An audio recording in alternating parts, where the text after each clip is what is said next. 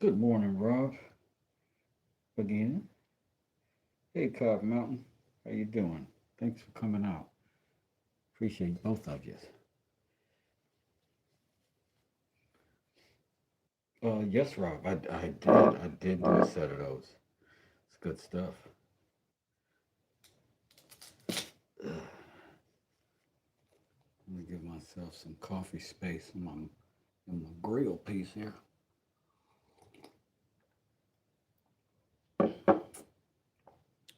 I'm all over the place this morning, so decided I'm going to sharpen these. I've never sharpened them before.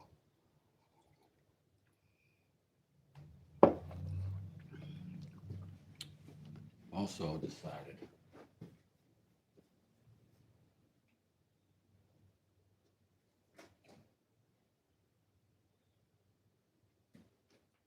to sharpen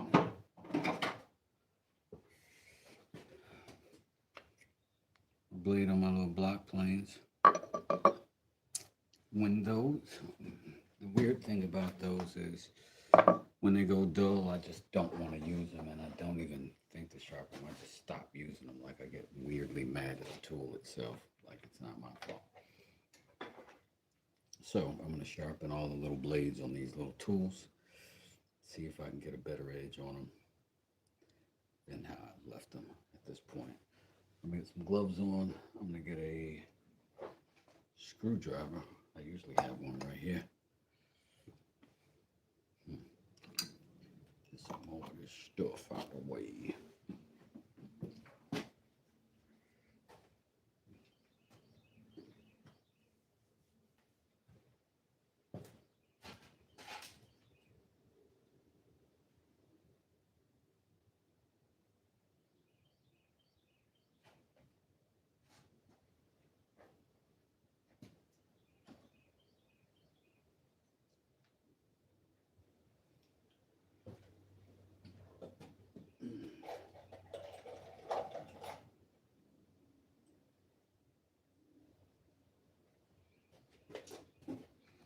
So I always keep some of these that never leave the shop. So I've always got a way to turn a screw. So let me find a handle so that I can turn the screw.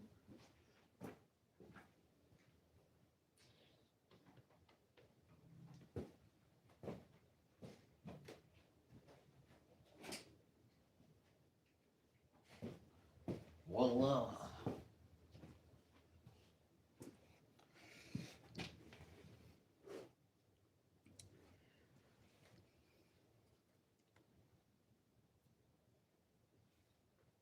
Yeah, I've got my mic charging right now. It's just going off of what the phone's doing. So they ain't said nothing worth hearing anyway. Not yet. But later on, I'm going to tell you exactly how I feel about things. That work. I get people to come back. Oh, come on, man. Now, these were really inexpensive.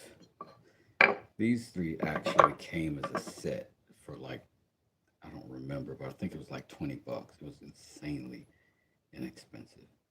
So I don't have like too lofty goals for the build qualities, but this little screw right here is the softest. So what I'm looking for now is, because it's starting to strip, is I'm going to graduate that to a square head bit, maybe a number 2 square, instead of the Phillips. And then maybe that'll grab a little more surface area.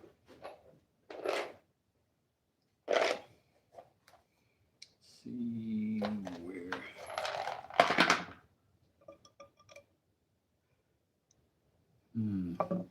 Maybe not that one. I might need it smaller.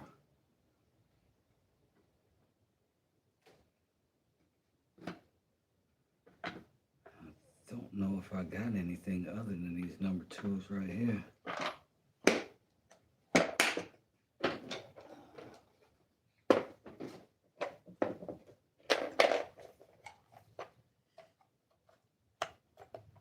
That may be smaller. Nope. That may be smaller. That one will go in there. So let's see if that'll work.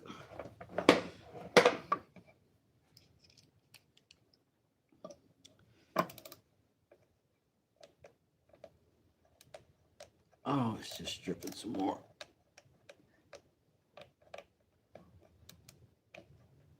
I hate a soft screw. I swear I do. Well,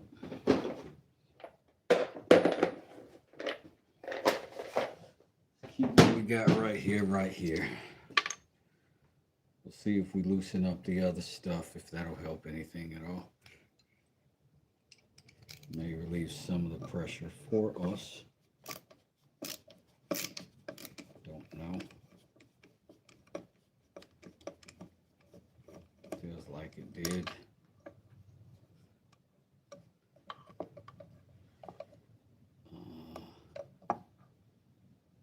I really wonder if I could put a little bit of pressure on that and sort of leverage it out. But I don't know if that'd be good, because I don't know if I'd be able to get it back in. Let's try a little narrow flathead.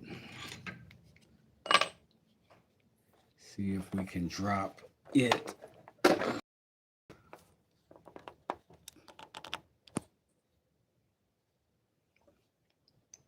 into those grooves.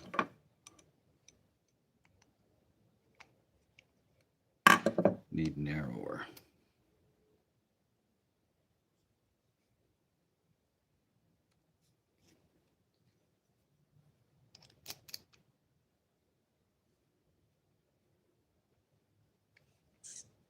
Oh, I think this set was $25 for all of it, for all 3 of these at the time. This was less than a year ago. Did you see how easily that came out with the flathead? There's our new answer. So this has the flat up, bevel down. Okay. Let's remember that. I may do one of these at a time. That way when I reassemble, I don't do it backwards and mix myself up. This is my first time sharpening these. Ever.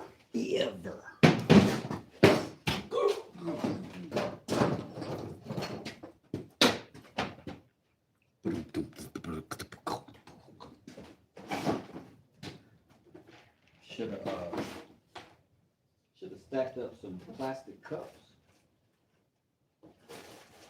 for that tumble.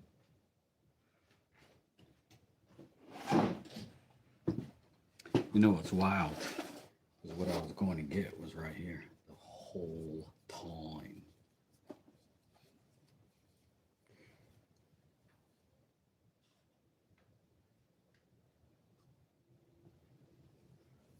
What a strange name you have, sir or ma'am. What's up, Derek Jones? What's up, Bad Eye?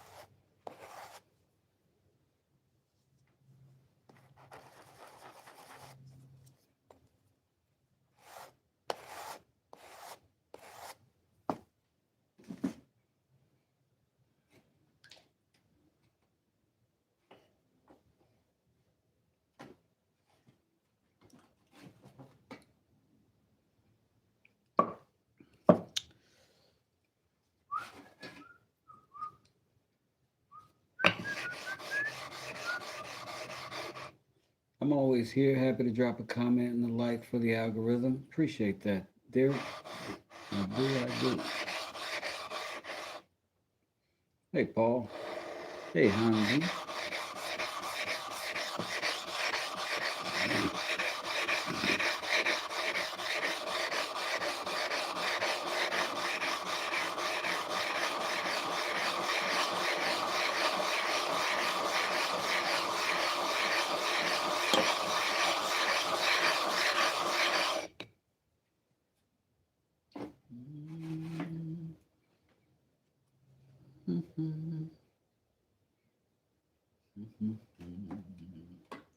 Indeed, Rob.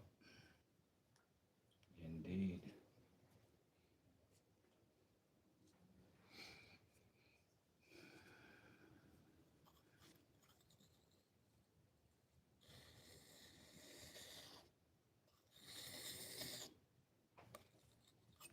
Now, those of you who've been around would know I really enjoy using. Man, it's got some stuff on it already built up.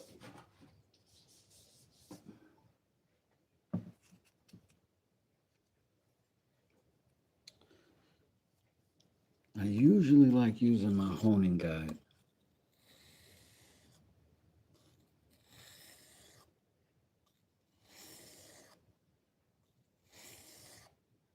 Right now, I'm trying to practice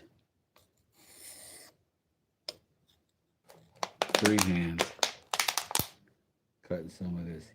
E Wood, how you doing? Thanks for showing up, hanging out.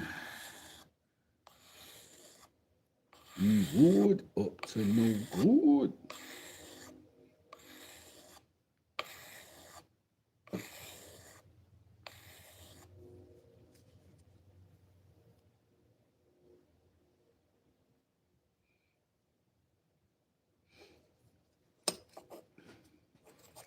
So we can see we're getting a little bit of rub right here. So that's where we're starting to cut. Always at the high points first.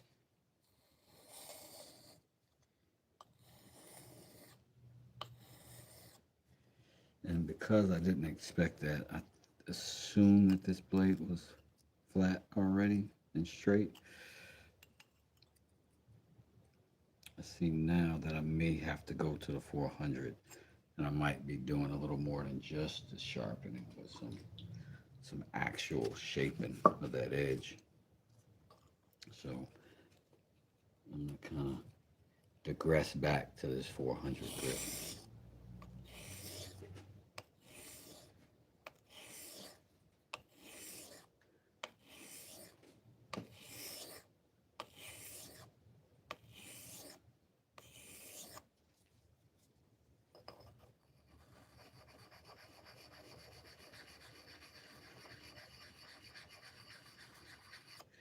And you can see the little machining ridges right here that the factory cut. It's still on there. So it's not as flat. I don't know if it ever was, but it cut pretty good when I got it. And I've used it all of 8 months. And this is my first sharpening. So I hadn't been noticeably missing out. But it definitely does need sharpening now.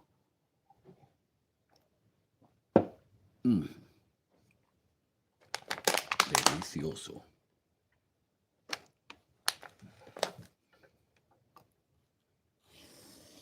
I appreciate y'all hanging out. If you get bored, hit the like button. Give you something to do. You know what I'm saying?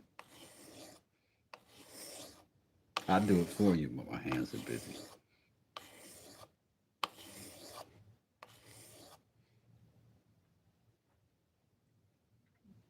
Oh, this blade is for spoke shave. This is my slightly smaller spoke shave, and that's the blade coming out of the mouth right there. Pardon me if you feel like I'm speaking down to you. I don't know what you know yet. Yeah, and I don't know very much about spoke shaves other than that's the blade, and these couple screws hold that blade in and keep it steady, and these couple screws scooch it forward and pull it back. So the cutting edge we're trying to work on now. I love this tool. Um, these are the only spoke shaves I've ever used, but I've been happy with what I've needed them to do. They seem to have done pretty good.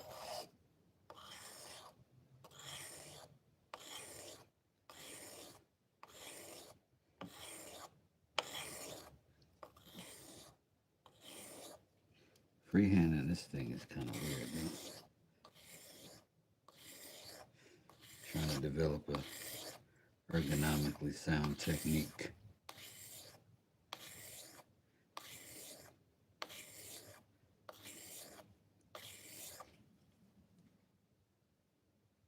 Okay, getting something done. Starting to pull that scratch pattern off. I think what I am going to do in the interest of time is go get my,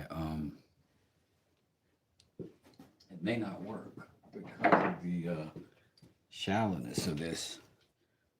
May not allow me to get a good depth, but I'm going to try it. This is my honing guide. Because it can let me be perfect on my angle and I don't have to focus as much. Oh, it might not do it.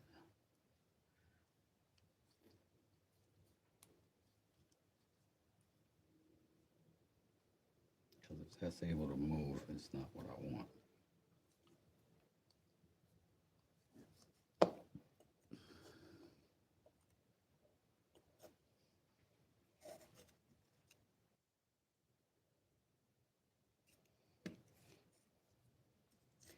It needs to still go forward.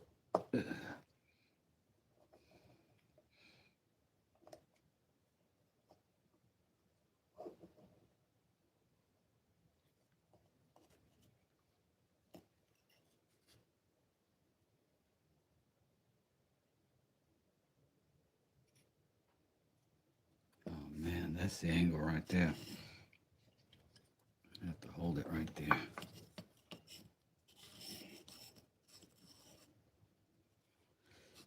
And we just tighten a little set screw over here. It's fairly firm apparatus, but when I don't have so much surface area to grab, I want it tight. So let me double check that angle against the light, make sure nothing's showing through. Looks pretty good with my surface. Wet your whistle. Two dudes. How's it going?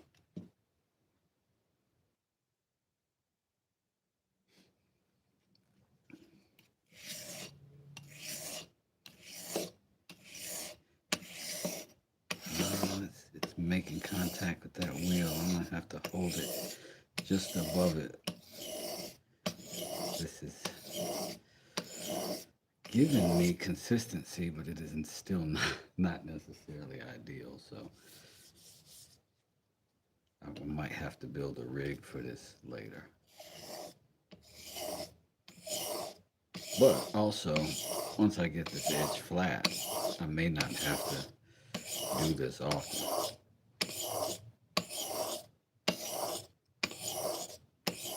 In which case, I'll just do what I'm doing now. Until I can do better, easier.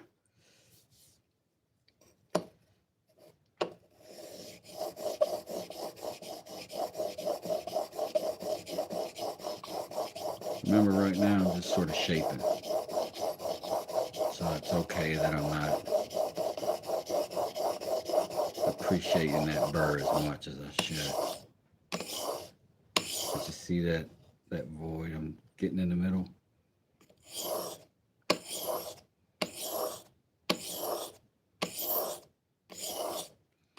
Conventionally, that's generally what I hear is the opposite of what you want.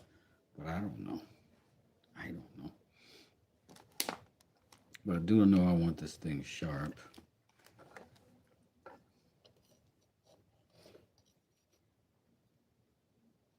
Thank you, Steve. How you doing?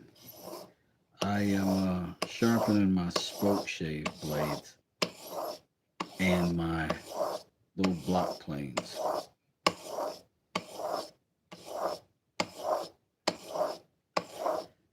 And then I am going to rebuild my hook knife, my other hook knife, in a different handle style than this previous one I did.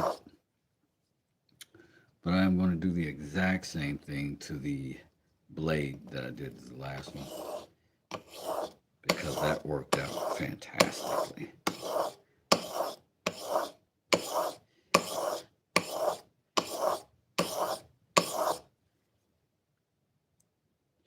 There we are. See it starting to cut there. We're getting there. Work is not in vain.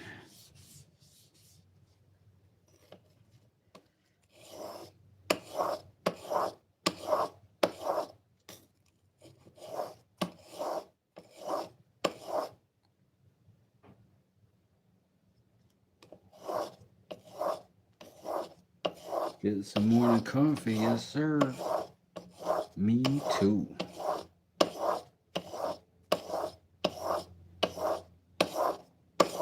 So you get motivated? I hear that, bro.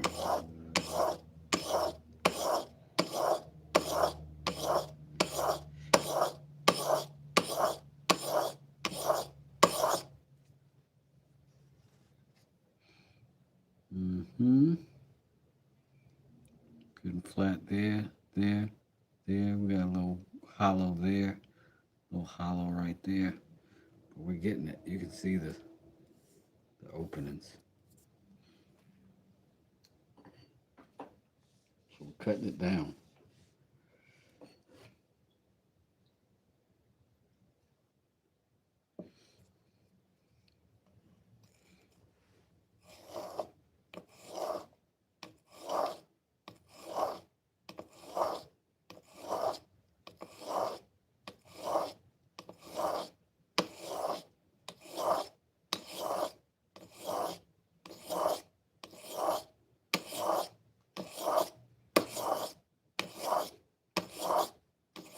flat first.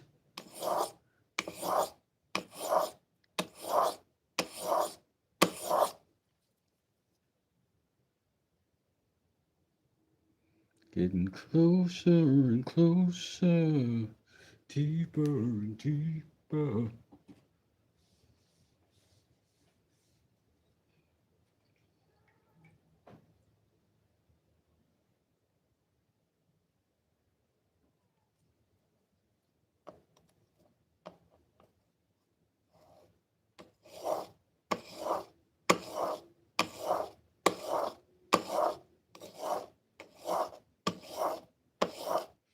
My buddy is moving today, so he messaged me last night and said he had some wood to give me. Awesome, Steve.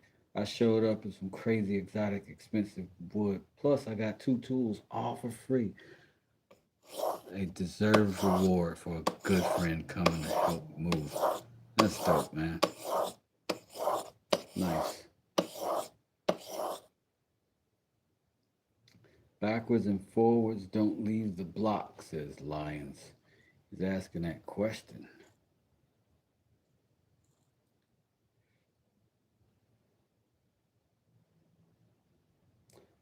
When I sharpen, I go both directions without leaving the surface, but I'm not a pro, says Steve.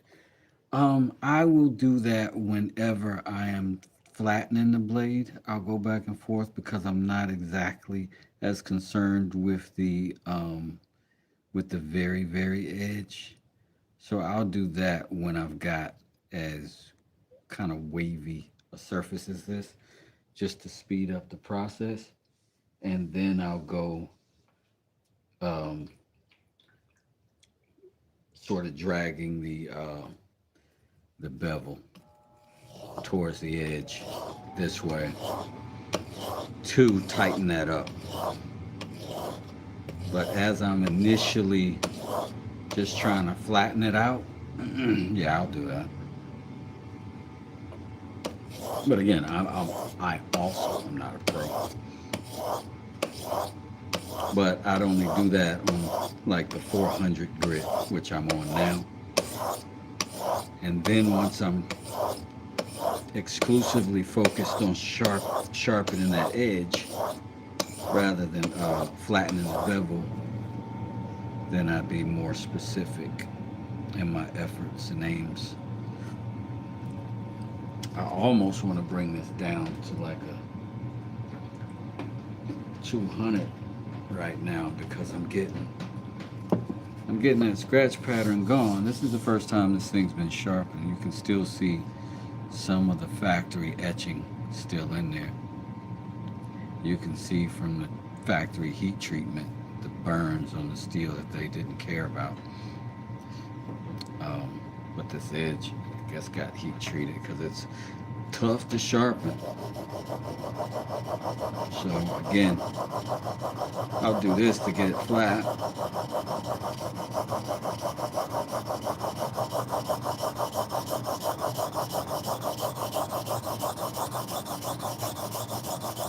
Twice as many passes back and forth. I feel like I'm burning less energy. Though, because I can do those passes faster.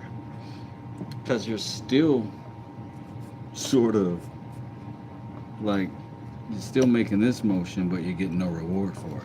Like, boom. But I can say that is only my own application of my own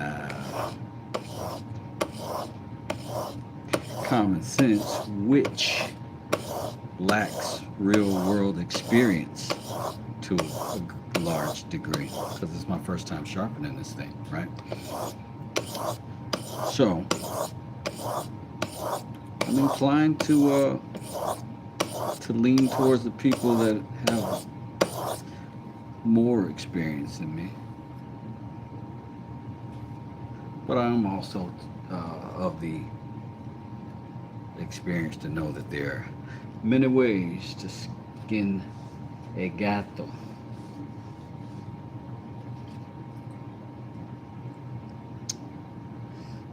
But I do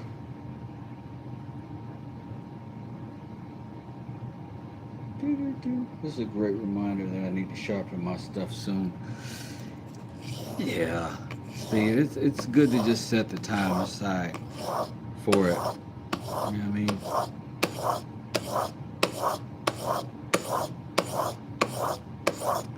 Lion says that's the reason for the roller. So that I can get back up there on that stone faster and more efficiently.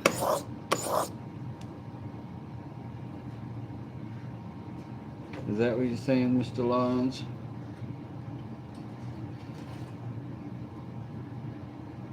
It's definitely more enjoyable and productive when you're using sharp tools. Ain't that the truth? A fresh blade in my skill saw makes my day. That first 10 cuts, you're like, oh my God, this thing's a beast.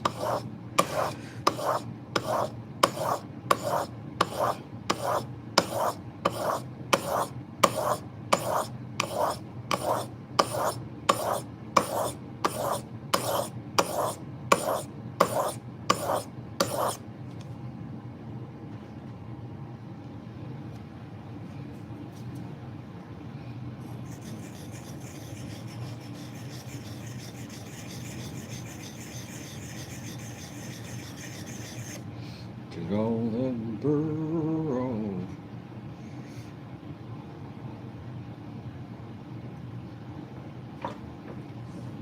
Definitely makes a difference on that, JR.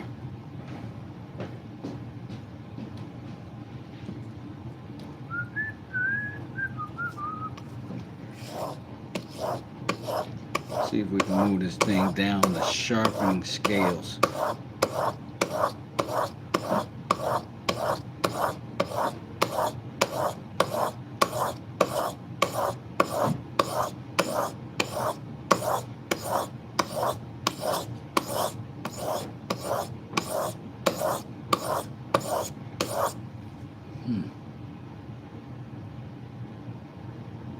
Getting somewhere.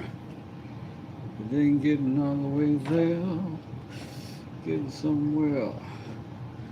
We know the way there.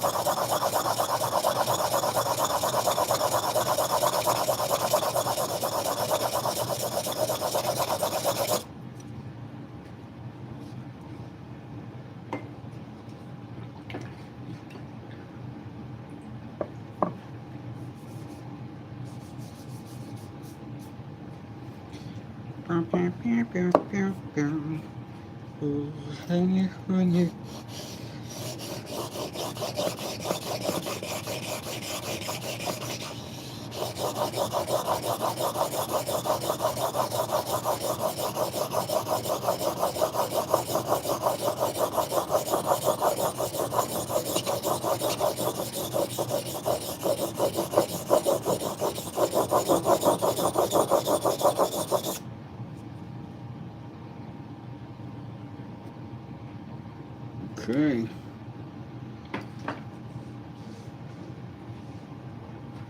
We seem to be getting across there now. Almost across there now.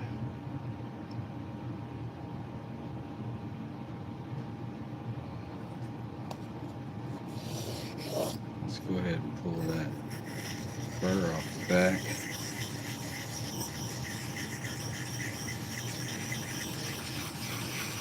Here it went. Let's clean it off.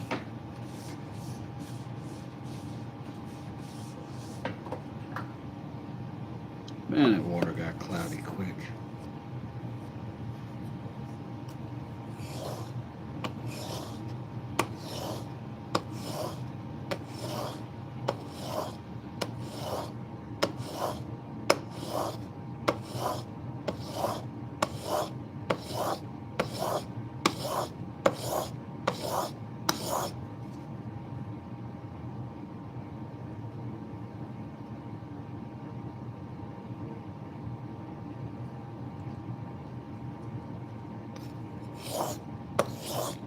flat, flat.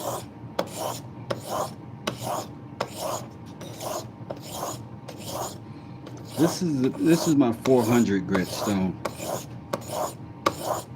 This is the one I do the bulk of the cutting. I think we got it licked. I don't see hardly any of those scratch marks from the other thing. Could have put some marker on it.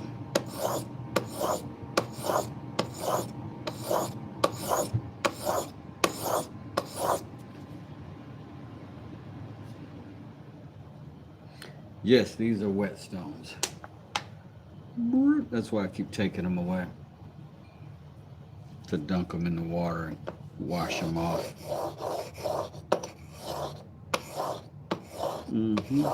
This is the Amazon Basic set. This one has a 400, 1,000, 3,000, and 8,000 grits. And then it also has a flattening stone that you'll see me take out from time to time. But I like this set. So far, it's been the favorite out of the budget things that I've tried. And I've only tried budget things. You can see we're missing a little hollow in the middle still. And we're just gonna work down to it.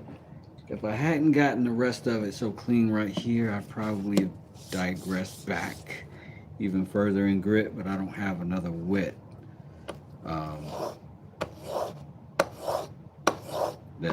That's a higher grit than this. It'd be sandpaper or wet dry sandpaper. And have to set up a rig even with it to get flat enough to get the precision that I want. That's comparable to these stones.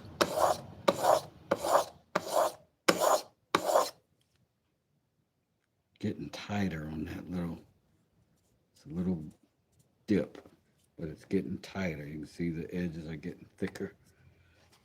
You're almost there. Some of this stuff you just have to keep your head in the game and know that you're making progress, because if you leave the issues there, you're really not going to like your tool when it's not performing. You just aren't. Nobody does. You're a lot less apt to use it and get the practice that you need out of it.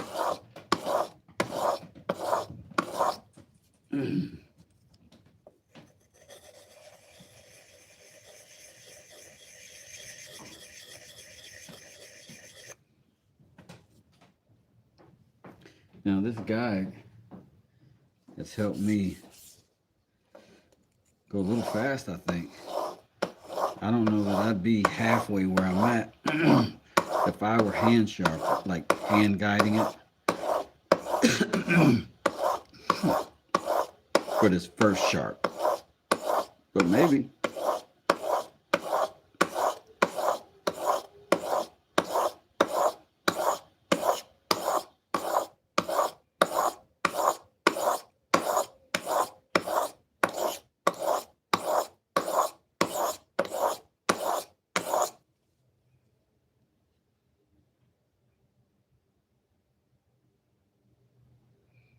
Let's see, I think it's just that, barely that edge where we at.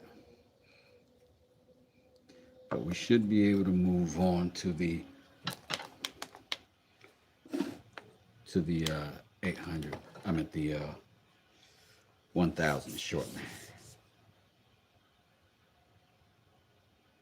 Time to upload the truck. See you guys later. All right, man. Take it easy. Hey, Zed. It's your birthday. May everyone have a blessed and exciting day.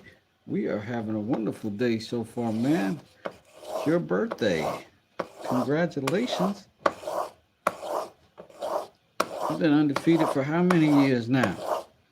Woke up every day. Congratulations and happy birthday, Zed. I hope your birthday is the best.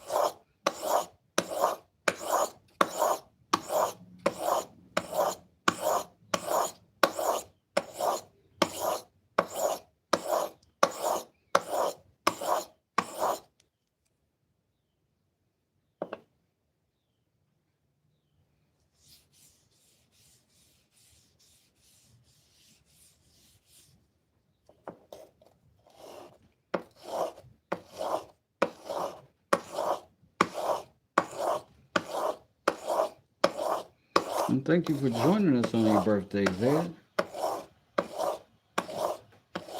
38 years strong. All right. Young man. Right on. Doing the thing.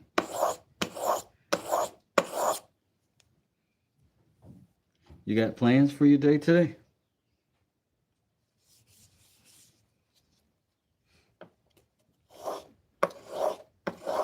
Are you going dancing?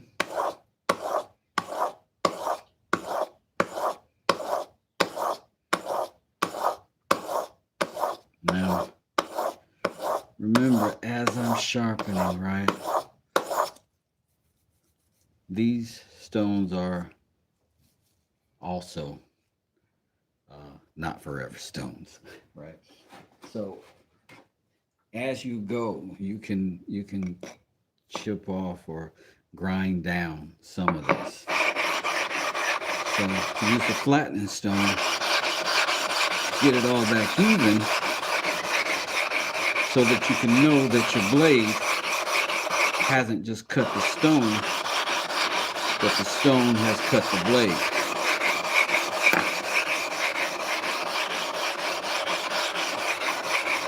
So there's definitely always a little bit of both happening.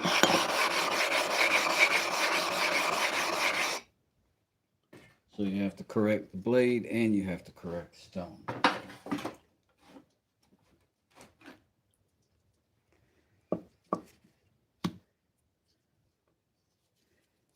me get these. Burr off the backside. Get your burr off the backside.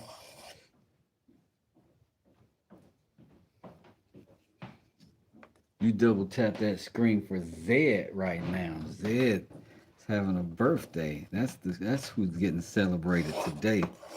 Doggone it.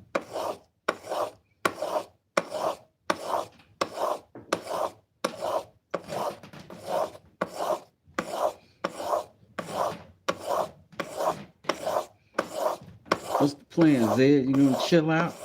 Spend some time doing nothing today? Or are you gonna run the streets? Hang with the fam? What we doing? What we doing? What up, John Parham in the building? It's good, broski. Good to see you. And I think that's one of my Korean family in the building down there. Correct me if I'm wrong.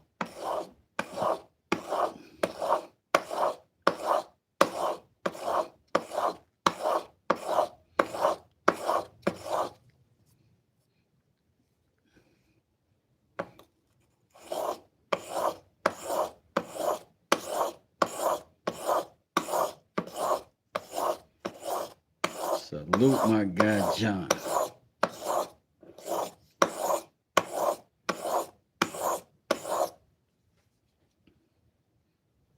Damn near the twin Zito, man. I see John on the boxing channels that I be on. Spitting nothing but facts. Nothing but facts. All right. We're going to bump up to this 1,000 grit and see how it does. This time we're only going to go away from the edge.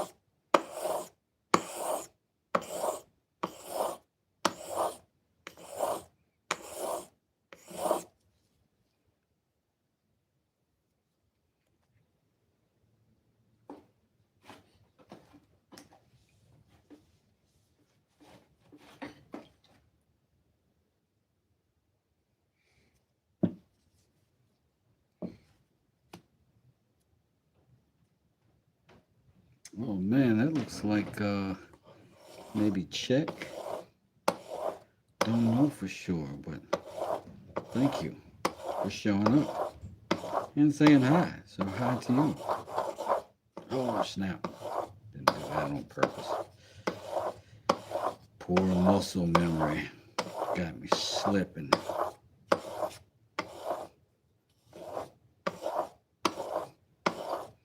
Looks like I'm still dragging racetracks.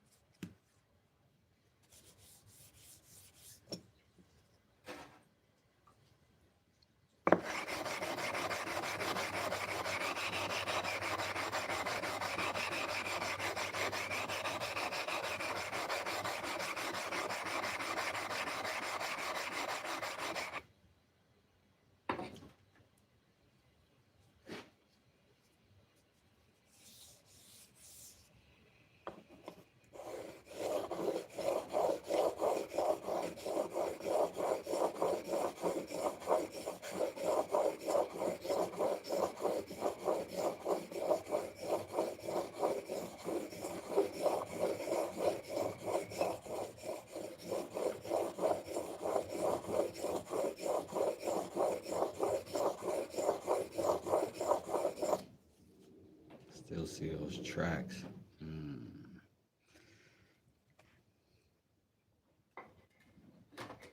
Let's see what happens with the stropping.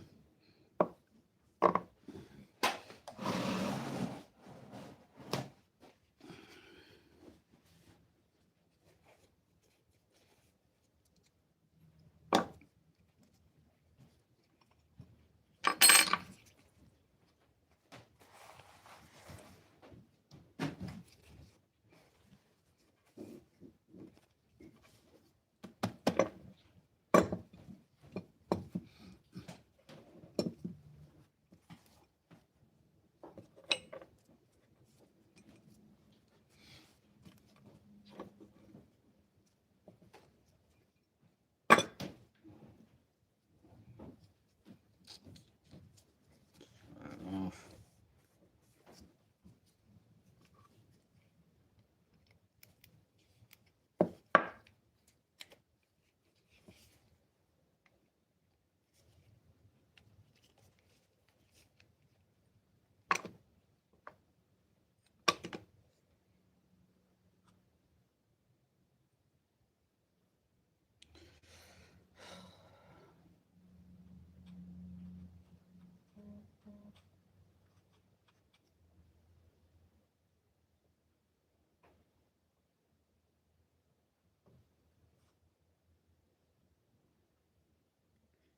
Boy, I'll be wasting my time sometimes. All right, so I'm gonna go ahead and take this out. I'm gonna put this to the straps.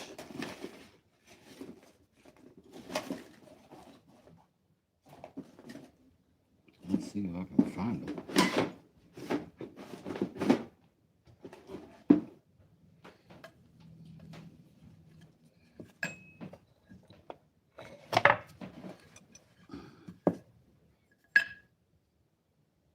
See if I can get y'all slightly. Yeah. There we go.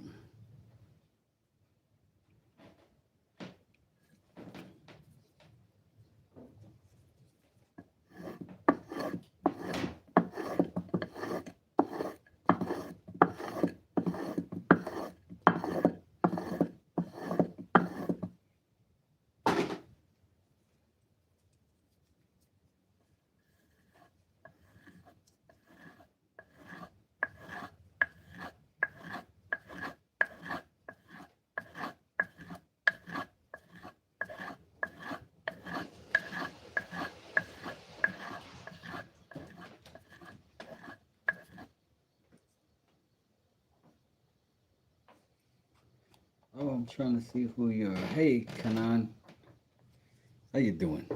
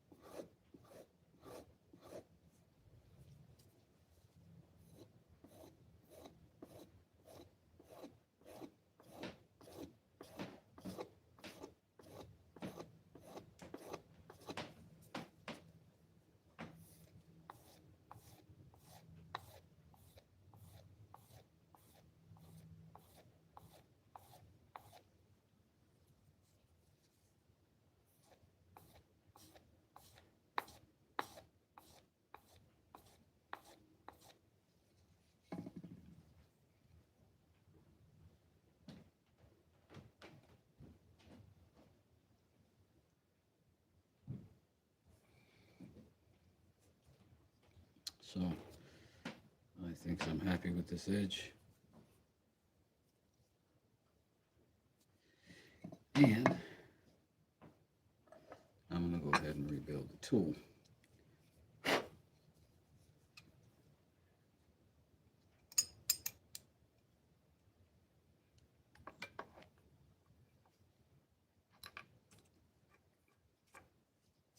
Seems simple enough.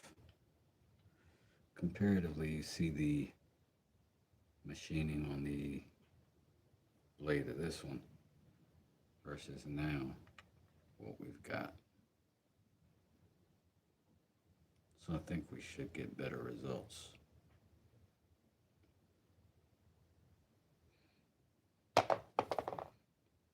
And again, these are very budget-friendly tools here. It's just what it is. It's how I roll, fam.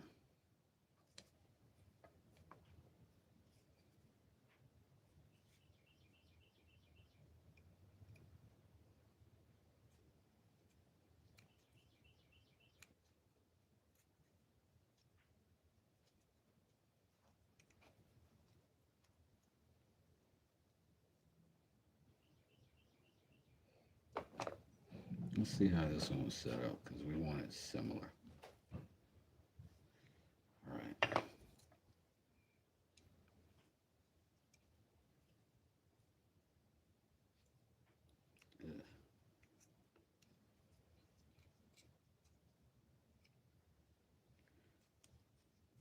Let's see. What's the difference between these two? Is it the angle? Yeah, I think the angle's a little different because the mouth is wider.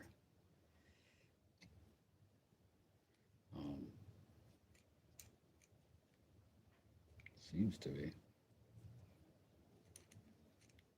Because this one's a lot tighter, but it's not protruding beyond. This one, when it gets that close to the edge, it's way, way out from the flat.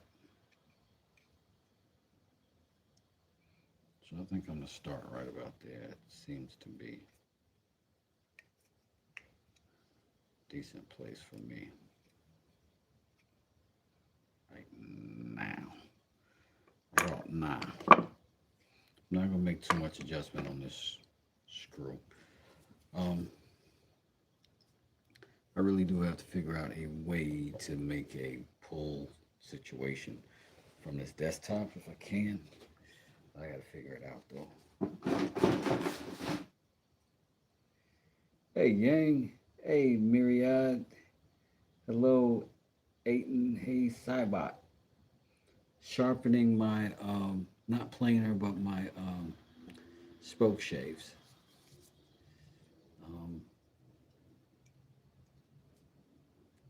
Not done a lot with them, but that's mostly because they've not been carefully sharpened since I bought them.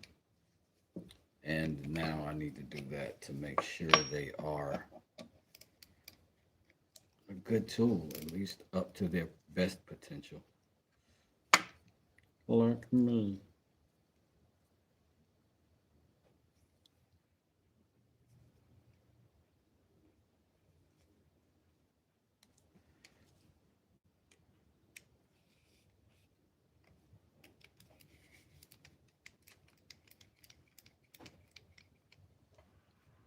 Bug Lightning says, hello, lovely West. Shared my art today and dedicated to you, dear friend. Oh, that's very nice. Bug was doing, she does these very nice illustrations for her friends. And I am proud to be one of her friends. And she does, she'll do a nice little piece with your favorite flower. So sweet. Can't wait to see it finished. I'm gonna go look at it immediately.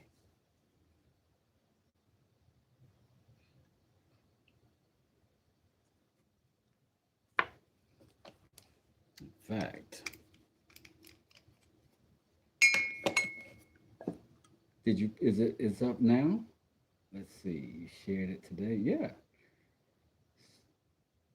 John Parham says hit the like. I agree with you, John Parham. Soldier Farm says smash the like. West deserves 100 more. Jeez. What what lovely friends I've got in the chat. What lovely friends I got in the chat. What I really need to do though is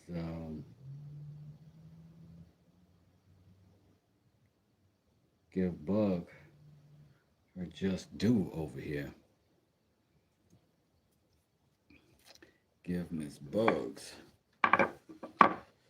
her blue suit. Oh, and Soldier too, man. Man, look. I'm sorry, bro. I'm sorry, bro. And y'all know, like, moderators are the people who I understand and trust. What do I use them for? English isn't my first language, so I said plainer, but it's the difference on materials. This takeaway level but sharp. I think I know what you're saying, but I will do a quick demonstration for you on what we would call a planer versus a spoke shave and what they do. First, a sip of the coffee.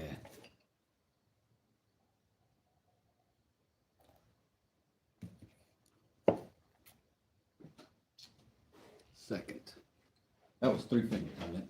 I meant two. I meant two.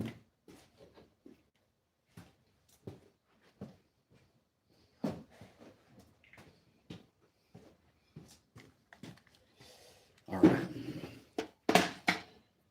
All right, I'm going to do a quick little test. You guys let me know if you can hear me, right?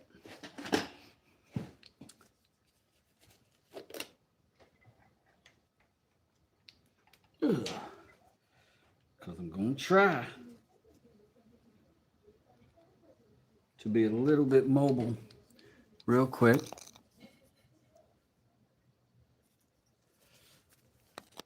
I come for the live and got a job. Thank you, Wes. Absolutely. Got a job. Got a job.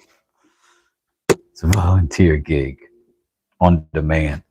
Where is the thing that okay, right here. I'm all over the place. But what else is new, right?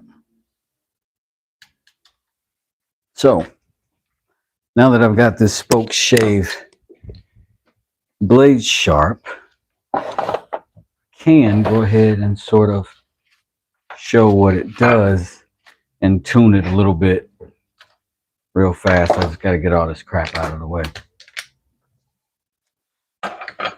So I swear to God, swear to God.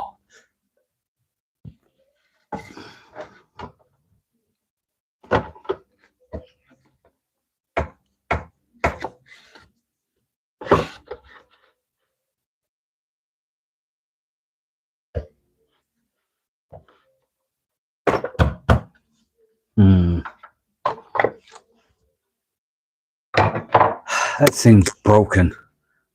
Let me smack a wedge in it right quick. Smack a wedge in it right quick just to tighten this for the moment for my demonstration. Lots of ways to skin that cat. So let me show you. Oh, by the way, can y'all hear me? Y'all can hear me okay? Yes? Yeah, it was a clever vise. It's a Moxon vise. It got off, it kind of penetrated its opening right here. So I got to pull it back out and get me a washer to fit on it and hold it in. I did build this on a live and I did also do a short with it. All right, so this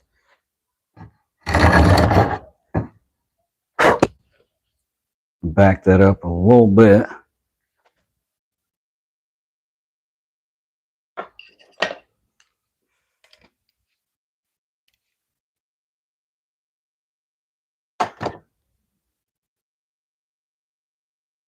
See how it already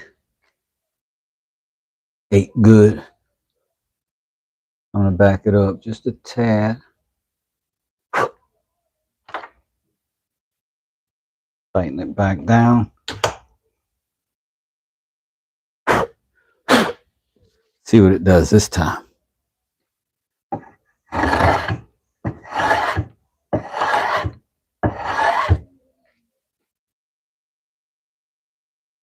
See? Let's see if I can get you. Thank you, Bug. I appreciate it. Thank you, Soldier, for letting me know. Hey, Jesse, how you doing? I'm gonna see if I can put y'all right here. And if you can kind of actively see what the goings on is. So that little blade just pulls the loveliest little shavings. I'm gonna do it from over here. See, I got so much stuff in the way. Right?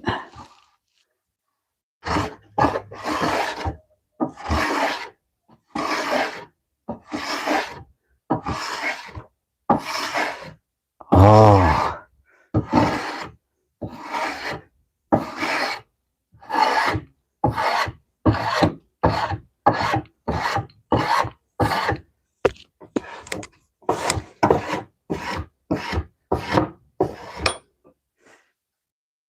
Now,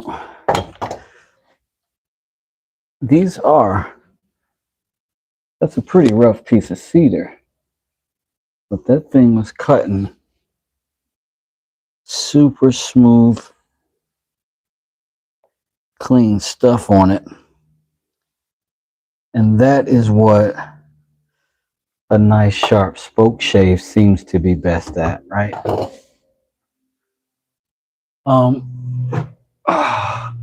Hopefully one of my hand planes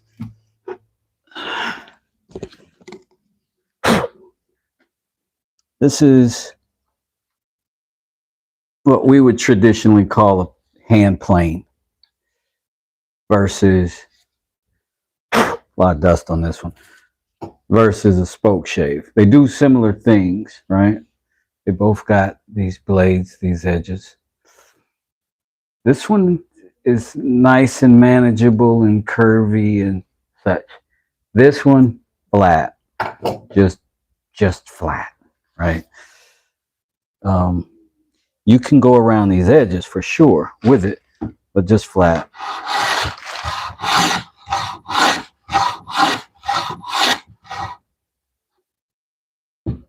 Tweak that a little bit.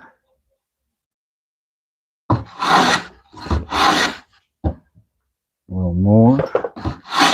A little more.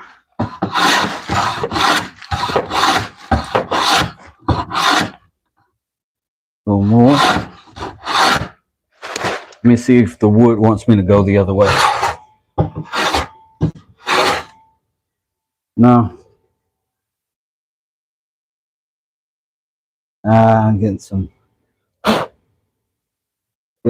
junk in there. Let's clean it out. See. It could be my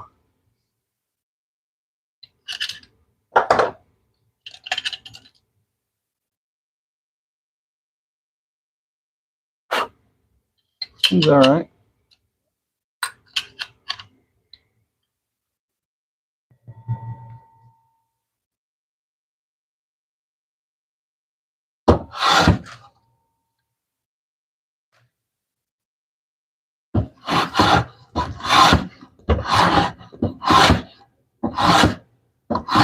I think this is just not sharp. Look at that. Eek. Let me grab another.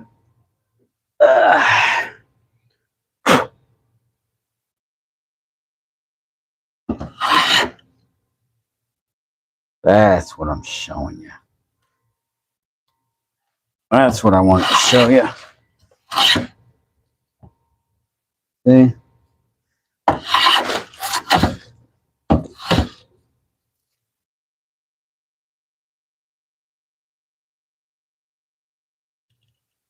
That's what the good sharp blade does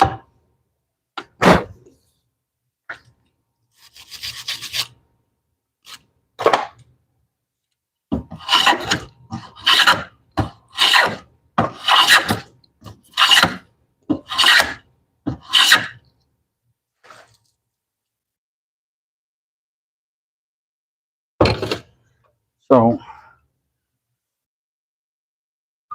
let's take a quick look at what that edge was, what that edge is now. This is the surface that we had essentially before. And then smoothness, that's what the plane essentially is, to get you nice and flat. And this to get you nice and smooth. So that's sort of my crash course in what those two tools are used for in this shop. And the reason that I want to get these right is because I am, as you may have noticed by now, making an effort to upgrade my tools, but not in the upgrade of getting another tool, but making the tools I own better. For instance, these are the same exact tool, and upgraded the handle, did some experimentation. Some of it's cool, some of it's whatever, but it's a much better handle now. It's a much more comfortable tool. I can hold this longer. I can do more stuff with it. But I've got another one. So, in addition, Lions Fix-It Shop. I don't know if he's still in here or not, but he sent me a video that was very comprehensive and explaining to me how to round this edge here and make this tool twice as useful by my measure. So we're going to do that to this tool today as well. And we are going to make another handle for it. And I believe we're going to make it out of this madrone. So it's going to be more like that, right? And we'll shape it. And we'll have a new tool at the end of the day. And we're going to try to carve that handle so that it can get better ergonomics and more comfortable grip. But we got another one of these to get this blade back together. So we're going to take this off to the side right now so that we don't have another thing in the way. I want to get back focused on this one. Take a quick commercial break for the coffee. Coffee is what I'm doing right now. Nothing else, just drinking my coffee.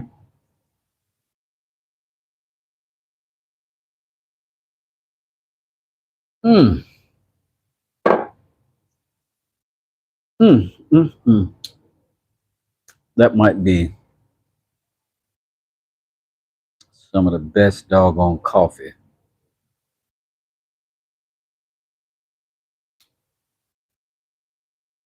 I've ever had.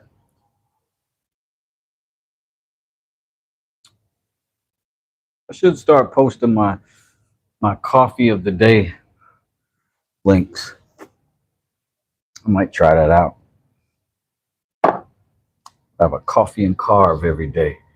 Holy smokes, I missed some stuff. Let's see.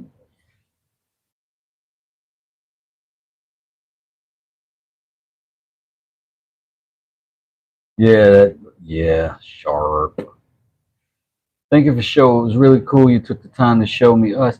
Oh no, man, that's what we're here for, right? Lions is gone live, so I'm gonna go say hello, much love, God bless, and talk to you all soon, says Bug. Okay, Bug, see you later. Appreciate you. If you guys know who Lions Fix-It Shop is, and you want to know more about things like carving knives and spoons, that's the guy. Feel free to step over there and say hi. He is my friend. All right, let's see.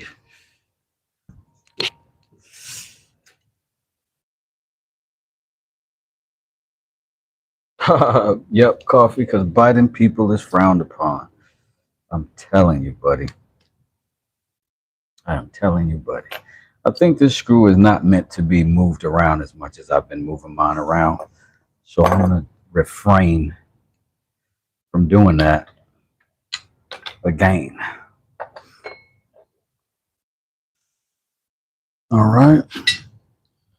We'll go ahead and get these stones back out for the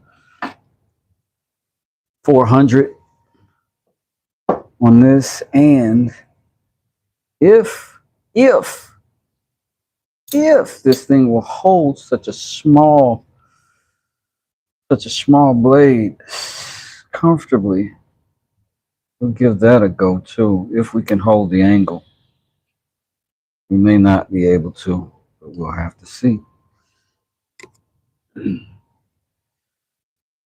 Oh, we're sliding. Sliding. But if we stop right there, maybe we can hold it. I think we're going to be dragging over that very slightly, lightly. But if we lock it down tight enough, maybe. If not, we could do it by hand.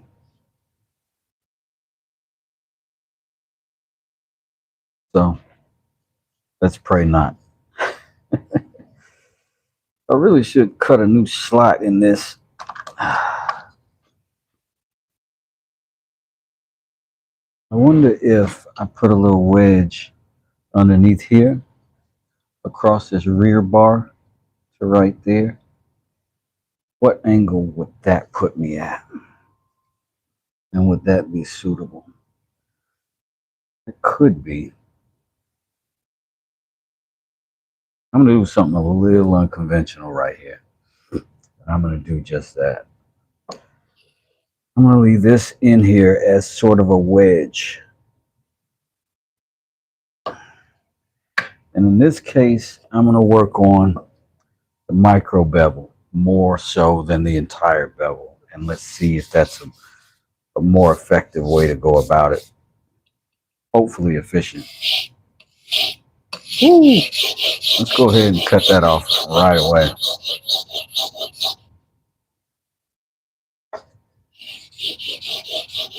Just go ahead and knock that down to flat. Which we seem to be at pretty quickly. I like it. I like it. So now we just drag the edge like we would everyday sharp. Wes, you can do all kinds of things. I always learn from you. You're the kind of teacher I aspire to be in my profession. Soldier, that's amazing to say. I really don't consider myself a great teacher, so I'm always worried that I'm leaving too much out or over explaining and boring people to death. So I appreciate you saying that.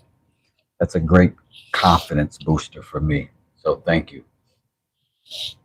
Alfred Tonner says hi.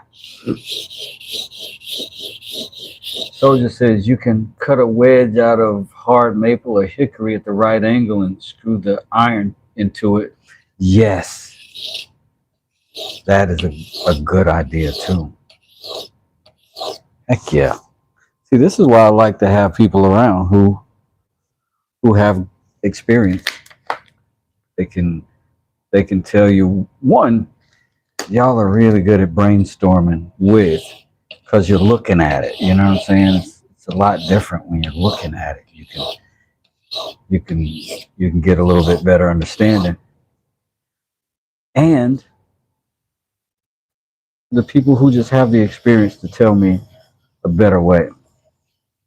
I mentioned Lyons earlier. Bug just mentioned Lyons. Learned a great deal from him. Calvin over at Dad's workshop, learning a lot about leather work and stuff from him.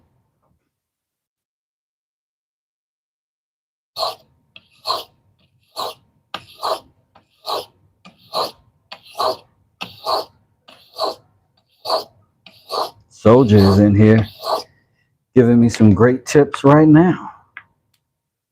See how that works?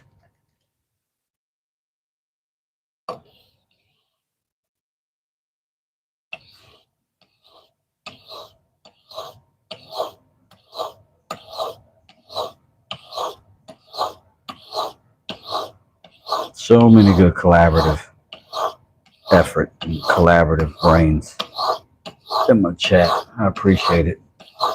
Also, I appreciate those 65 likes I got right now because y'all are awesome. I appreciate you. You see how like differently on this time we're just right at that tip doing the micro edge. That's what we're doing this time, and now we've already achieved that. That's our cutting edge primarily. So now we'll go ahead and jump up to our Kurthayao. Cal is another guy who can just do stuff. Yeah, he is. And you know what, Soldier, I would measure that you are also a guy that can just do stuff. And truth is, even in that, it's just a guy who is doing stuff, right? Because nobody does anything great the first time. But if you're just willing to do it and being willing to also improvise at the obstacles as they come,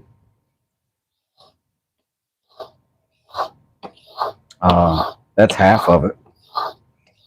The other half is just the experience that you're going to get along the way in the effort to do the something.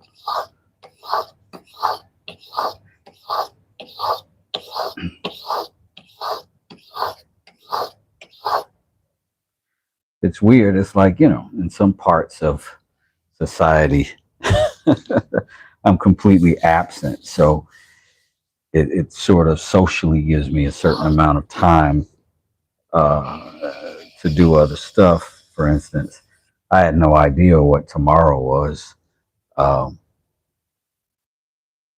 until a client who asked if I could come out and work tomorrow said, "Oh yeah, I don't have any Super Bowl plans." And I was like, "What? Huh? Who's playing?"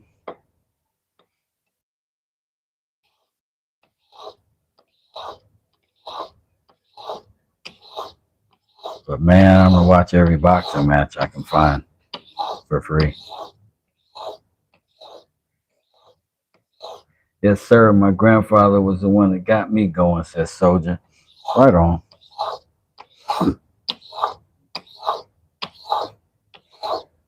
But that's the awesome thing about learning from your family is they got no reason to teach you anything to hold you back. They got no incentive whatsoever to give you bad intel.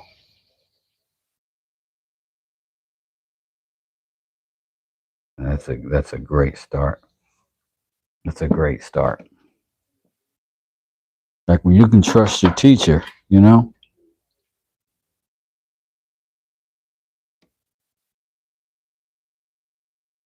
I'm totally not interested in football, but I love watching fights. I'm telling you. I am the same way, man. I am the same way.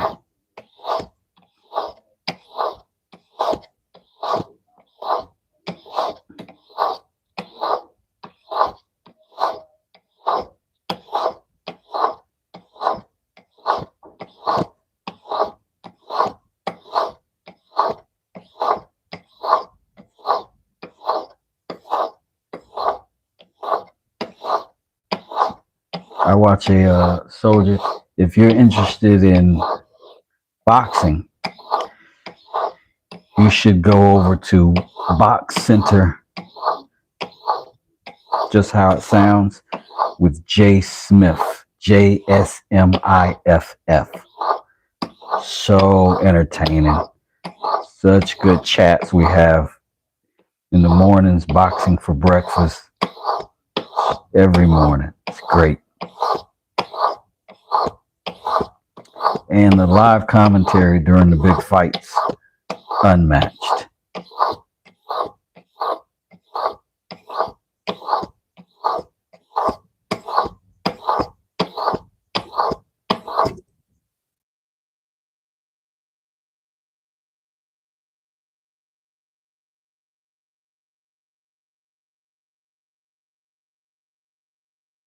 Granddad was a WW2 vet. Shout outs to him, mine too. Had been a prisoner of war 39 days in an Italian camp. Work was his therapy. Oh man. Mine was in Korea.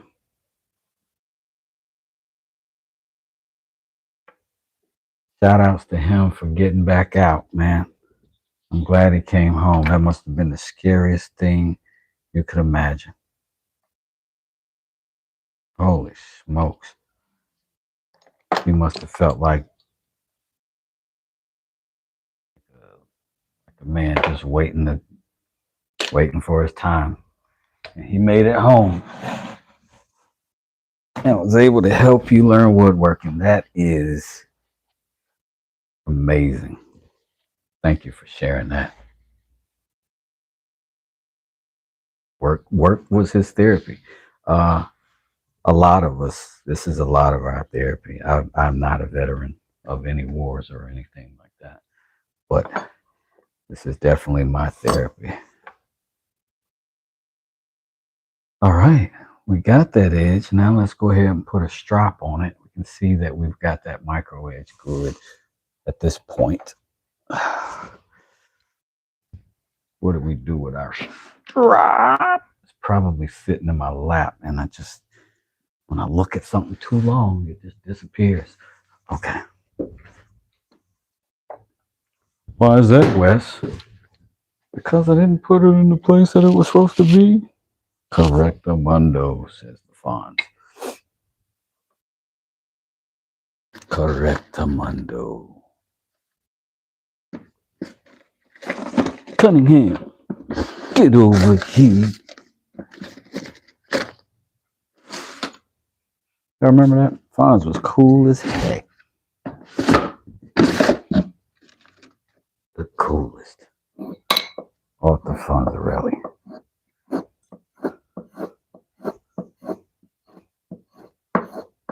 Freaking Henry Winkler.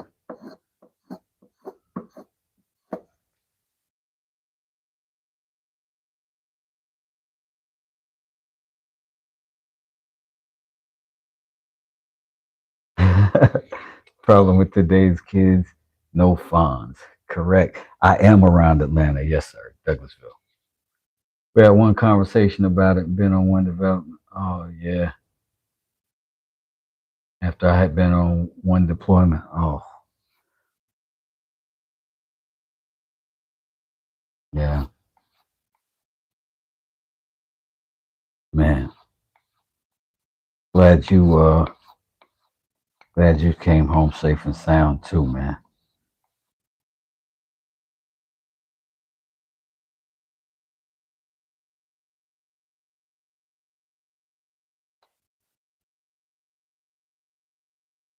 The strap always gives me hope.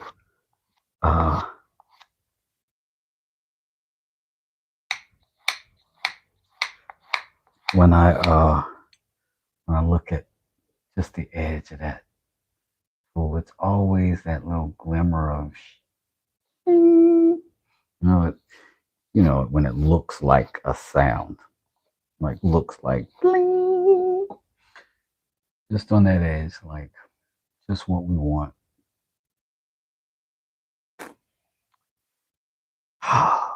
Shit happen. I'm gonna drop that right back on the screw that it was on, the way that it was on it. I am gonna put it there. I think the brass screw is primarily the adjustment screw. The one that I should be willing to crank on, but not that one.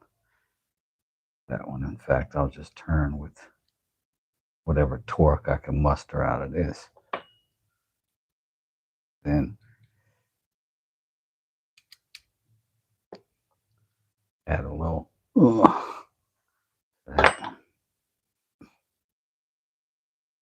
And I think that calls for a demonstration, if I'm not mistaken.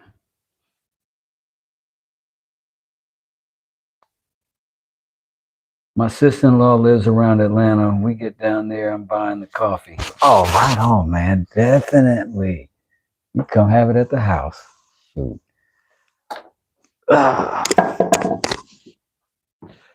You know, we are Southern. Our hospitality is absolute.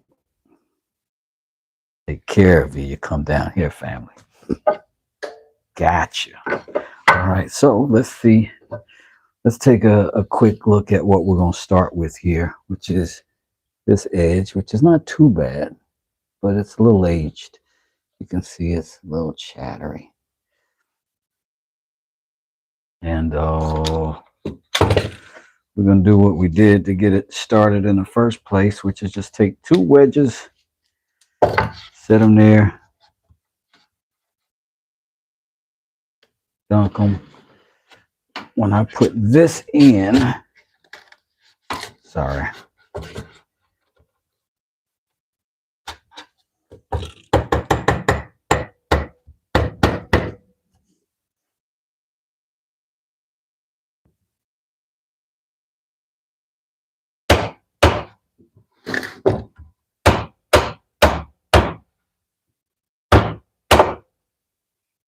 All right. That ain't going nowhere. All right. I'm going to get y'all closer than close. Soldier, we'll see you. Have a good one. Have fun and be safe. I'm going to do both of those things. And you do the same. That is how we get down today. Having a good time, being safe about it.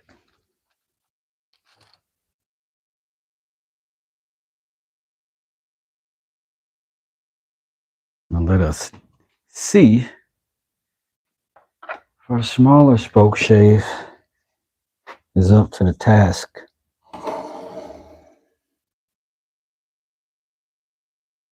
It would appear so.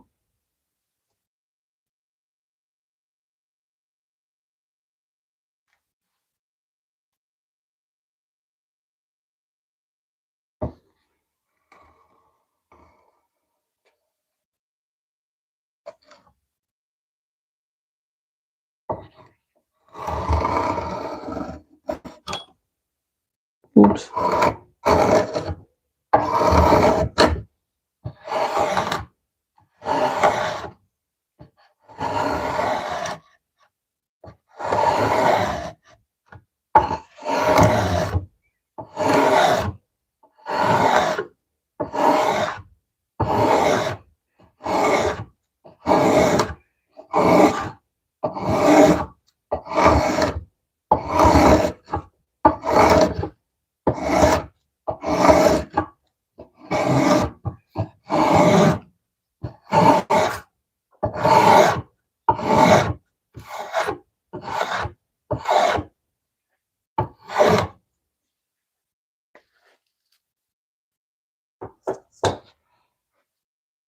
Oh, look at the profile.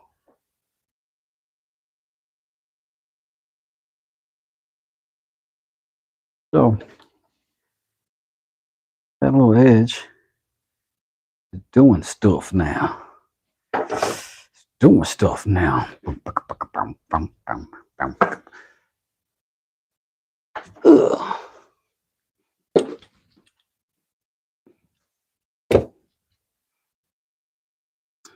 I do now, sort of. So satisfying. Big hey from Australia. Hey, how you doing in Australia?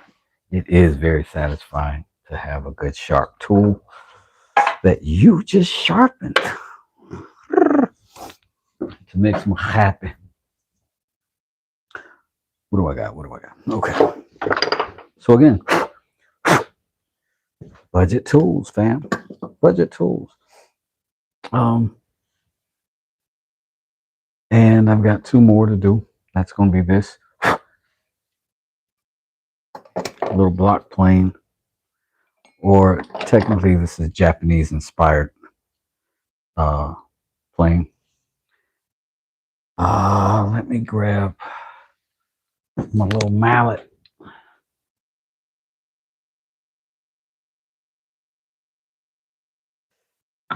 And you give it a little nudge back here to loosen the wedge. Now, unlike those, this wedge is wedge side up.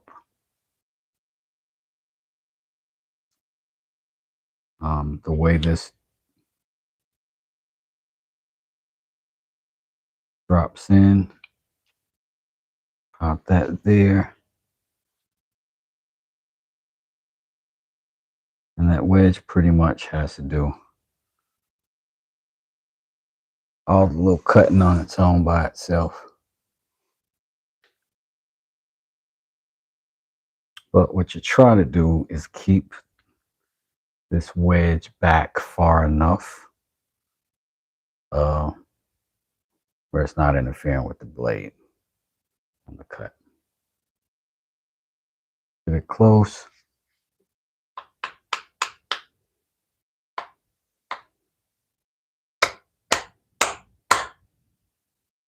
And you got what you got. But today,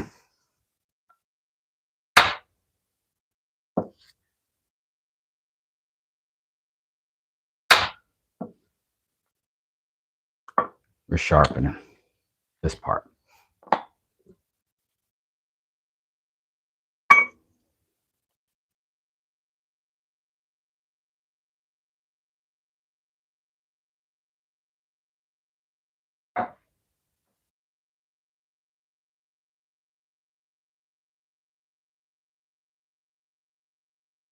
It looks pretty good. Let's try, because when I look at this edge, not too bad. I got a little debris right there.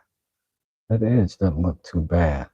Let's strop it and see how well that works. Yeah, let's do that. So, if you want to see the sharpening with the stones, you can rewind this back and see what we did with the previous tools. Would be very similar. It would be very similar.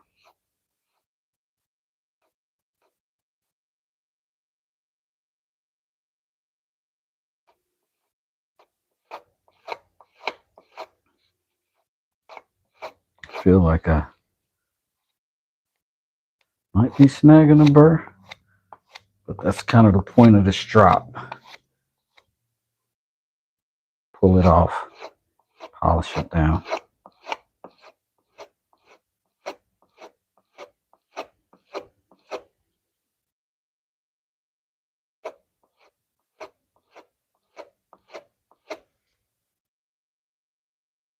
The edge is gleaming.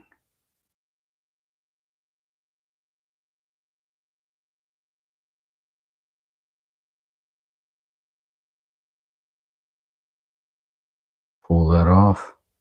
Where's everybody from? Is the weather doing better for you? Hey, Zach, what's Silkuka? Sorry if I didn't know your name right. That's my bad.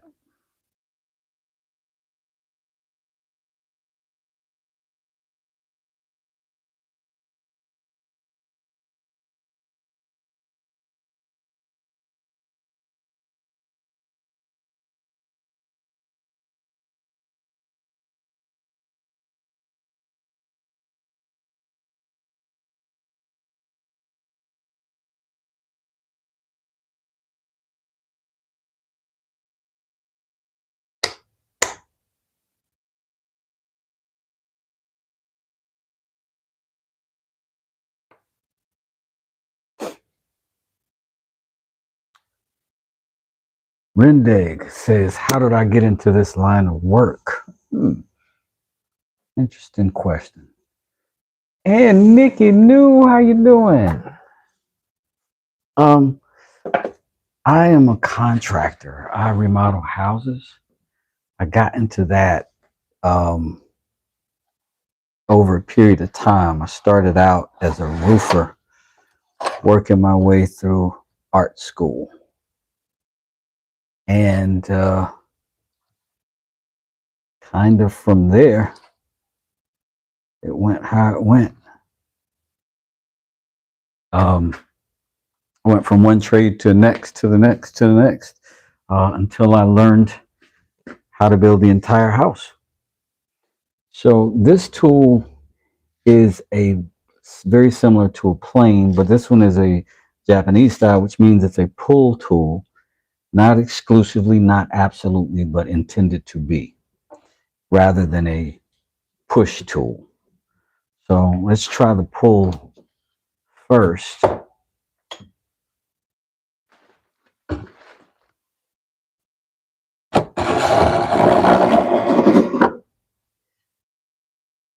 And you can see it's very chattery.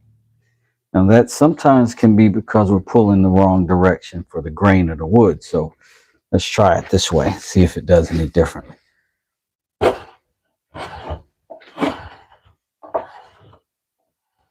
Uh-oh. I'm not making contact. So I'm going to just tap the blade ever so lightly. Uh-oh, I think I went too far. That's a lot out of there. That'll knock your blade back. Those little light taps. And you'll see that blade just kind of crawl back in there. And then you hit the wedge. Let's try it again. This is just the way I got more leverage, so that's why I'm going this way right now. I'm too deep.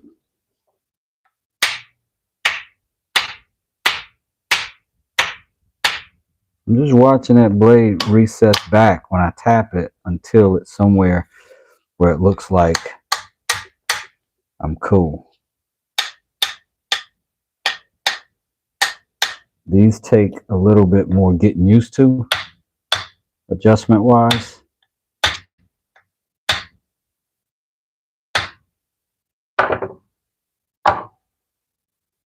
Okay, let's try it.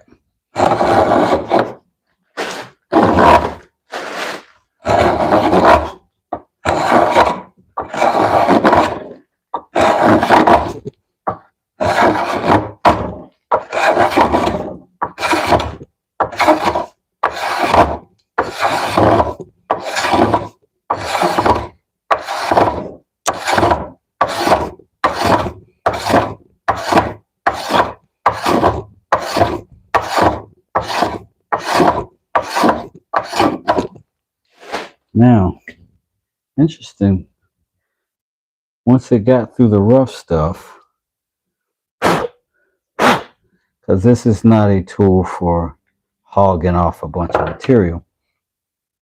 So once it gets past the rough stuff, it seems to do pretty well. Look how clean that is. Let's pull it this way, see if the direction helps or hurts. Seems to be helping.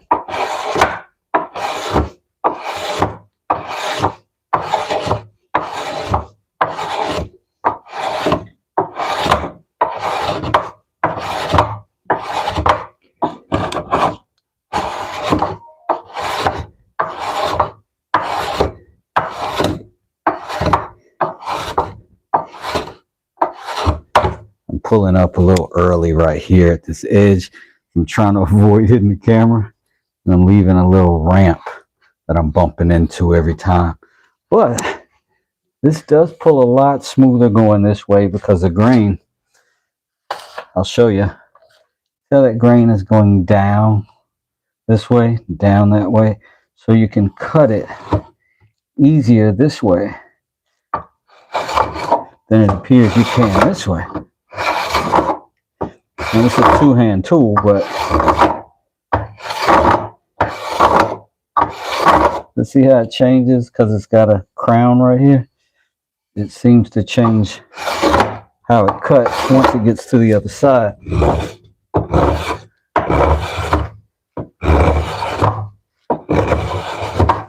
But I am having to do this with one hand, and conventionally that's not what you do. But I'm holding the camera, so gotta do Tommy.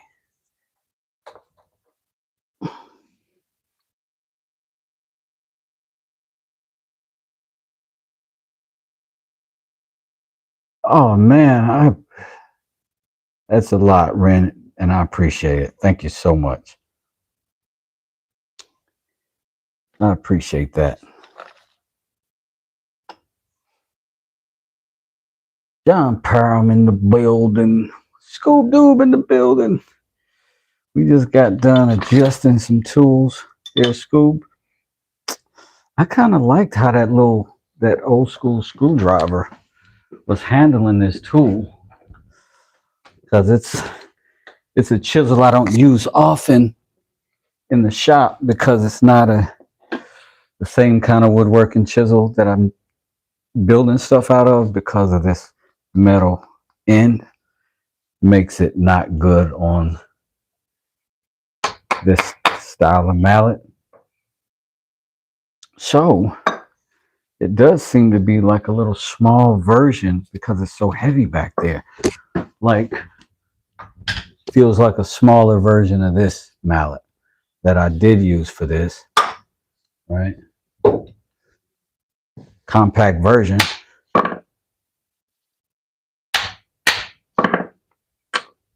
Works good. I think I will keep it that way or nearby. So this cut good enough for what we want and what we need. I'm going to set it back to where we just had it, I think. Again, tap on the back of it lightly, and it'll back that blade out. So you can do that very lightly until it's where you want it to be, and then you can tap the wedge forward, and then you should be pretty much locked in place. So I'm going to leave that set right there.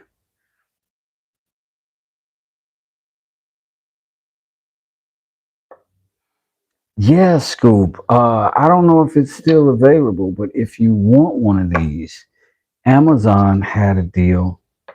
This was less than a year ago, because all this stuff is less than a year, but right at a year for these. Amazon had a deal. I think this was maybe 25, 29 bucks. And I got both of these that are very decent.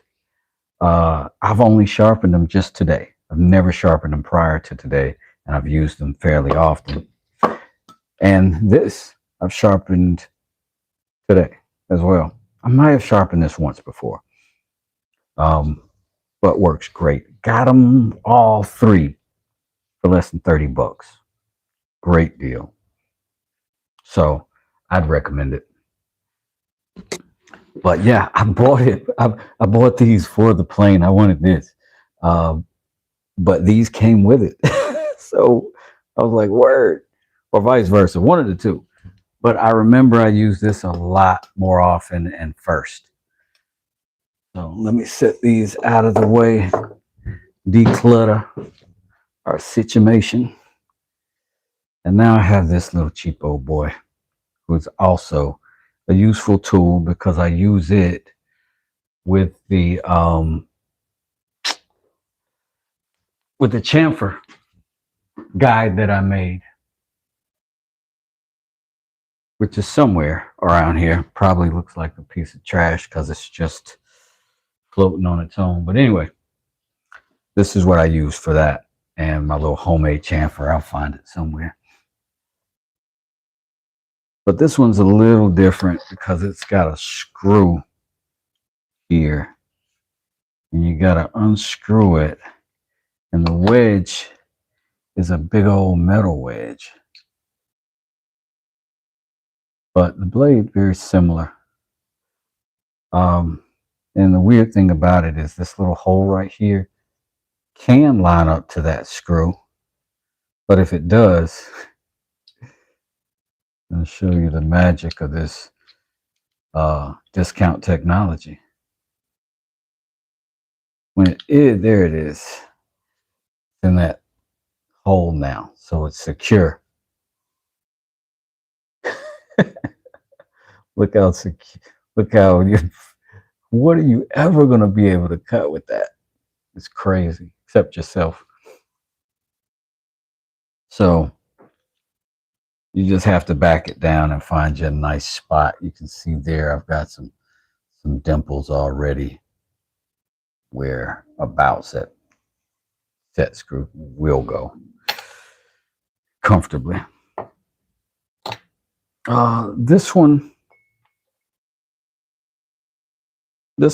I'll strop. I've never stropped it. I never just stropped it to see. So we'll do that. See if that brings us back to life. And then we'll test it. I'll use a big strap for now.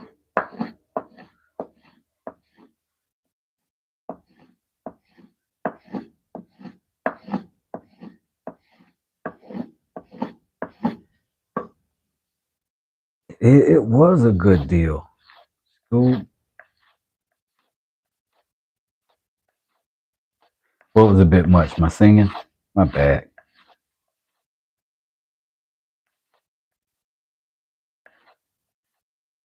I got 76 likes, y'all. I'm pretty happy. I'm pretty excited about that. I appreciate that.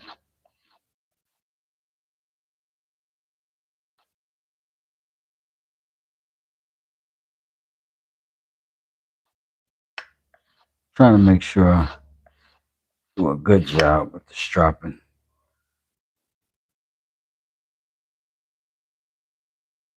Get it nice and shiny.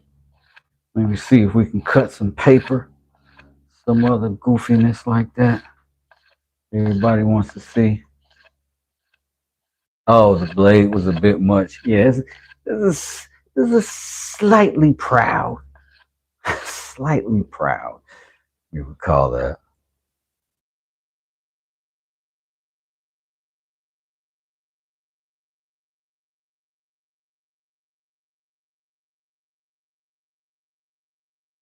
All right. Where is, okay.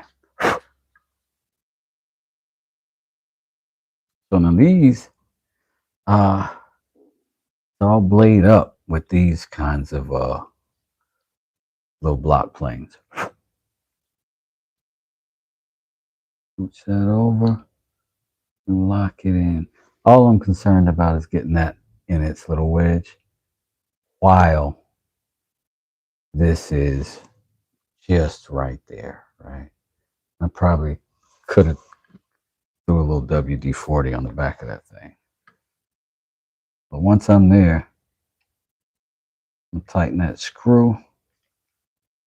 And I'm going to give it the beans because I'm going to have to make sort of my own indentation because it's not anywhere near that circle back there, right? But this is maybe $3. I paid for this on the old Temu. Yeah, maybe a year. Ugh, I dropped my plane. So I'm gonna put a little WD-40 right here on the base of this just to hold off the developing rust. Come back and de-rustify it later. But that's what you get with some of these cast iron tools, is that you should store them some specific ways that I don't tend to adhere to, and thus the consequences become apparent.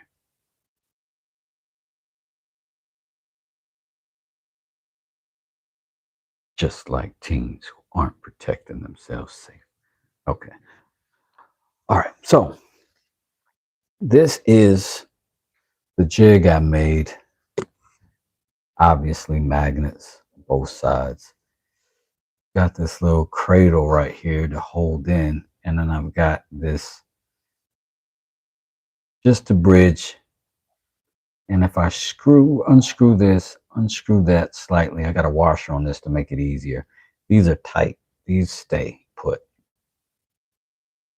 But these two I can adjust, and that'll open and close this mouth to whatever I need it to be. That just holds in with the magnet, and thus I can cut whatever chamfer is left here with that little blade. Shall we try it, Mr. Bond? Do I have hobbies outside of woodwork? Woodwork is my hobby. For the most part, I do enjoy fishing. I do enjoy pool. The pool is one of those things where it's almost like there's pool players and civilians if you get to a certain level. And those guys always want to gamble, and I don't gamble.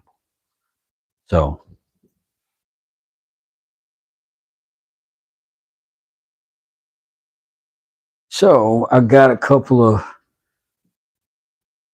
veterans who shoot with me, and we have a great time. I need a square edge to show this chamfer skills or to test this tool, because usually that's what I use this little block plane for, almost exclusively just for that action.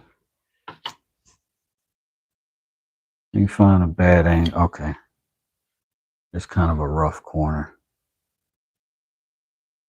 Both of these are not too tough.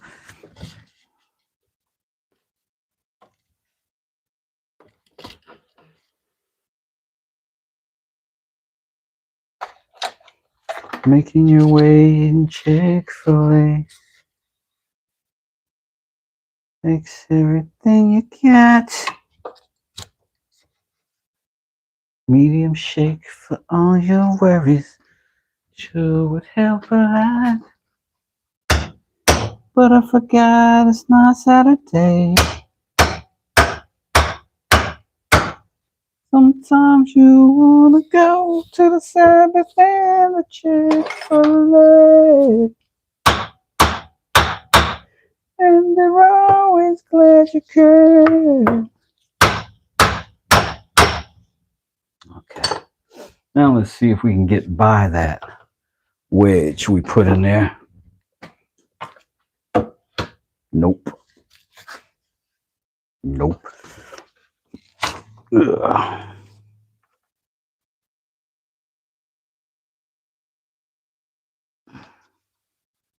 Let's just get a little bit more height. A little more height.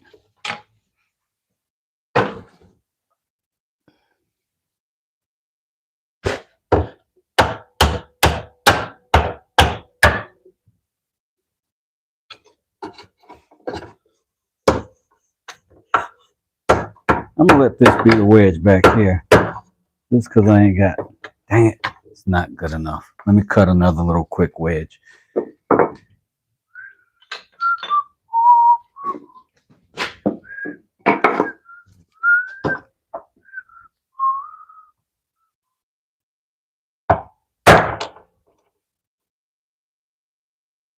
Do it. Dang it, Oak. I got answers. Do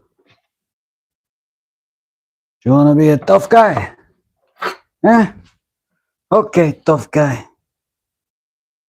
It's okay, tough guy.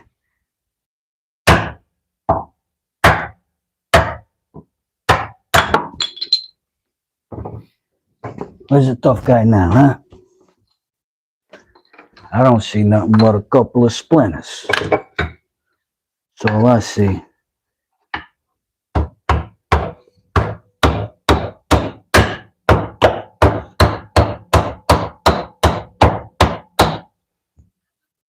A lot of work for to get a vise to close. I know. I'll fix it. All right, let's see what this looks like close up. A little more closer roper. Let me give you all a zoom view.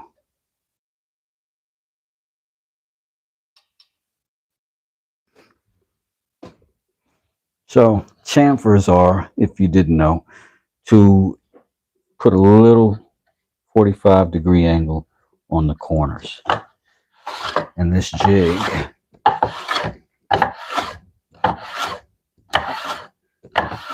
does just that. And it only does it up to the point where you've done the opening. So you can see you've got a really narrow little shaving in there. And I have a really tight little chamfer over there. Oh, that doesn't sound good. Oh, that doesn't sound good.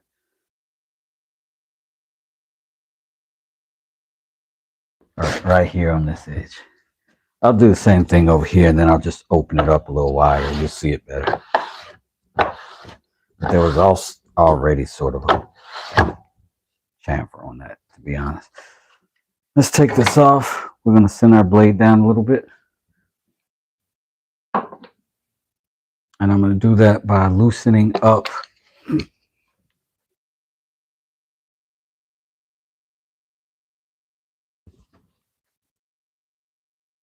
my screw again, just barely, and some little tight light taps on the actual backside of the blade itself.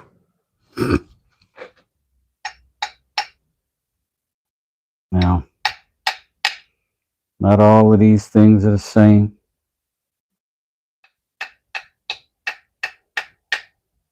And with discount tools, man, you get what you get. Can't front. You get what you get. So if you can't make it a good tool, might as well spend the money and start with a good tool.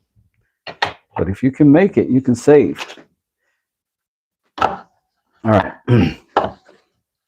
This, of course, locks right onto the edge, like so. Make sure you can see me. Then we'll hit it. Oh, man. Didn't open. I need to open this up. What a goofball. What? What a goofball.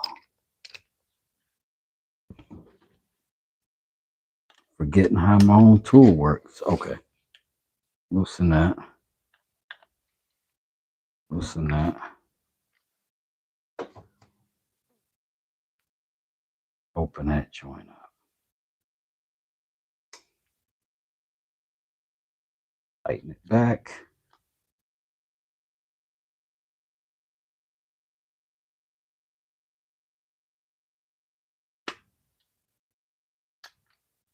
Tighten it back. A wider mouth now. That should work better. Ready?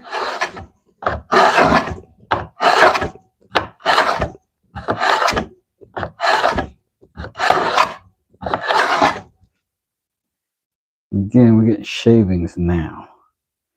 I'm gonna get you a little bit closer.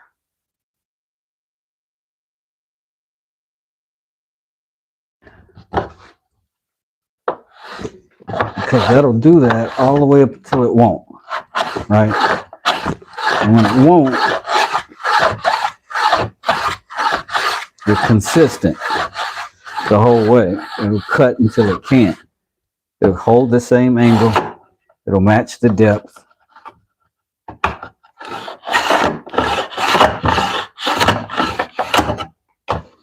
And it'll do it till it won't.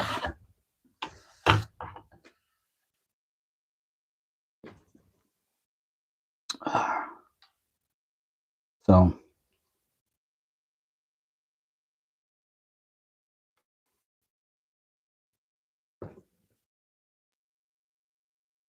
So just for the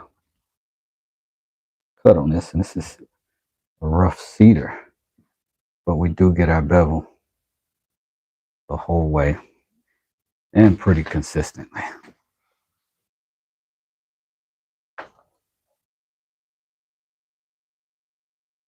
So you got block plane number 2, block plane number 1, sharp. I think now we can get to building this tool. You snapped your first bandsaw blade last night. Whew, that is not good. Smokes, you all right? Yikes. I am gonna bust out the lathe eventually. It's over there, but it's still bound by how it's built and sat over time. So I gotta get it operate. Like the motor runs, everything mechanically on it moves. I've got to get it off that stand. It's binding on the stand, and I've got to make a stand, and it's got to be big, and it's got to be heavy, and it's got to be a specific height for me to be safe. And man, I've been kind of deciding where is it that I want it to be that I don't mind ever moving it from. And I'm thinking it's where the kitchen set is for the apartment that I'm building over there right now. So I got to get the fridge, the microwave, and that stove from over there in that corner. And then I'll put the lathe probably right there. I'll show you. See, those are new appliances. But never put them in yet. But that's my lathe. Ugh, stop finger. Yeah, that's my lathe. But I gotta build it because you can see that it's just turning into a table right now. But see how that's swollen? That material, that MDF is swollen. Well, it's swollen to the point where it's binding that joint right there. It won't move. So once I get into that project, I'm going to be doing it until it's done because I'm going to be cutting something the same day. So I take my time and get to it.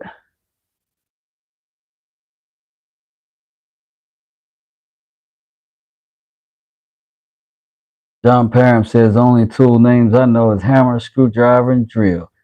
What the heck is a bandsaw? I get you. A bandsaw is a saw that's got a circular blade, almost like a belt with teeth, and it rolls like that, right? But some of it's in top of some of the machine is an arm, and then there's a deck. So the blade is doing that like constantly, right? But they're very narrow. And then you push your wood through and you can cut, you can turn, you can do all kinds of great stuff with a bandsaw that I can't do yet. They are awesome.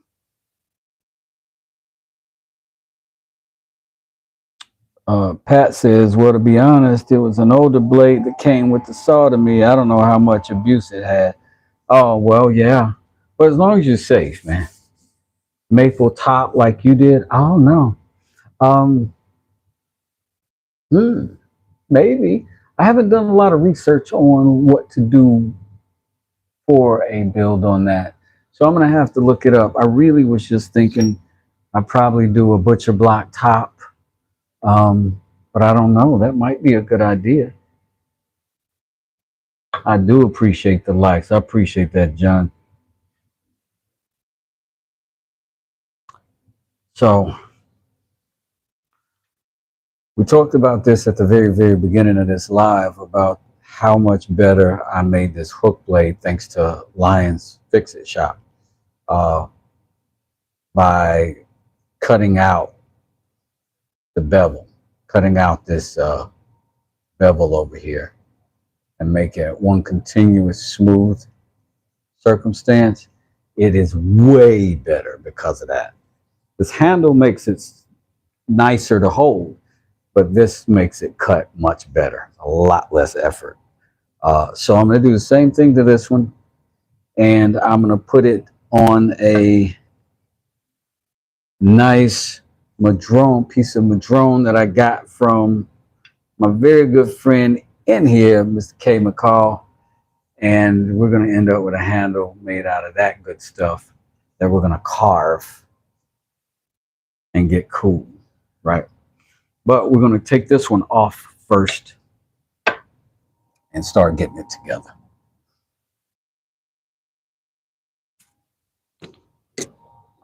First thing I think I'm going to need is going to be something to hold that. And I think that's going to need to be a pair of vice grips. And I wonder where my vice grips are. It should be in my plumbing box. Be right back.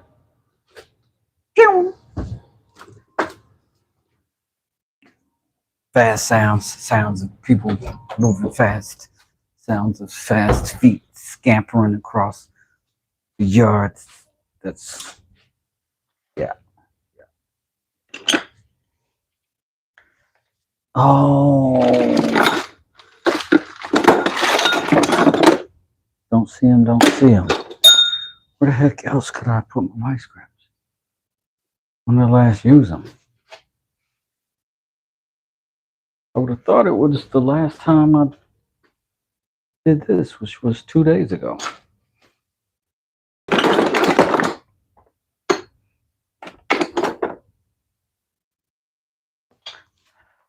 Nothing is going to do this job as good as the vice grips because of that hook blade. As you go to knock it down, if you don't have a good hold on it, stabification is a possibility. We don't want that. So right now I'm just kind of looking around. Ugh. Bam. Found it. So I'm gonna lock this on with the vice grips. And we're gonna knock the handle off. And I think I'm gonna try this with these.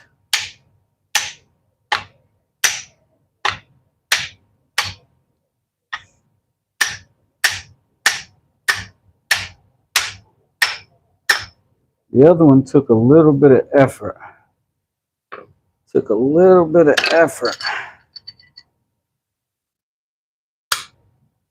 But it happened.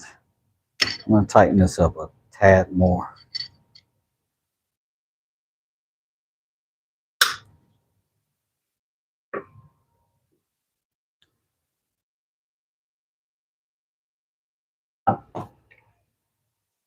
But since we don't care to keep that handle, what we can also do is split that handle right out of there.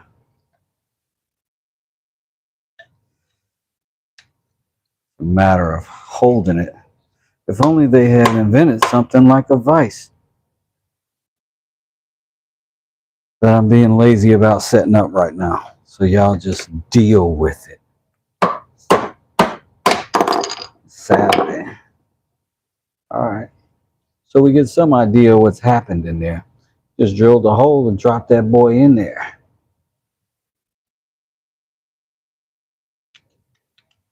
So for us, just going to open up the top of that hole. Shut up. Just stop it. Stop it.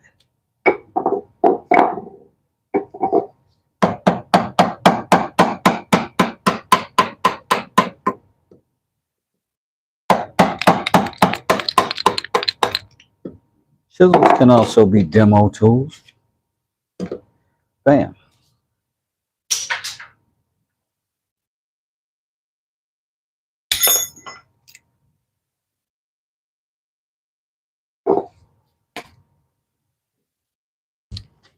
Now we got that done. That out of the way.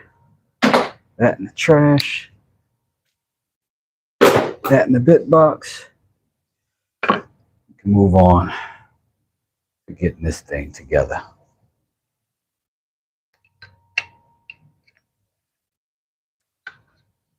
This turned out to be a really good thing to do with the Dremel tool.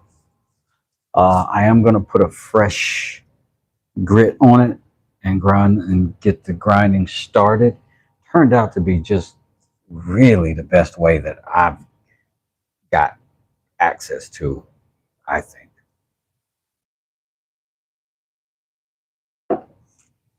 So if you can bear with me for 1 second, what I'll do is change out the head of this and put on a better, more efficient one for what we're trying to do.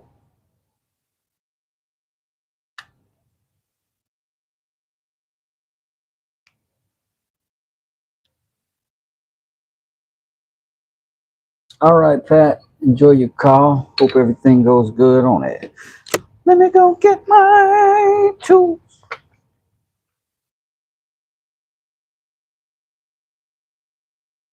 All right, I think I'm going to go with an 80. I think I'm going to try to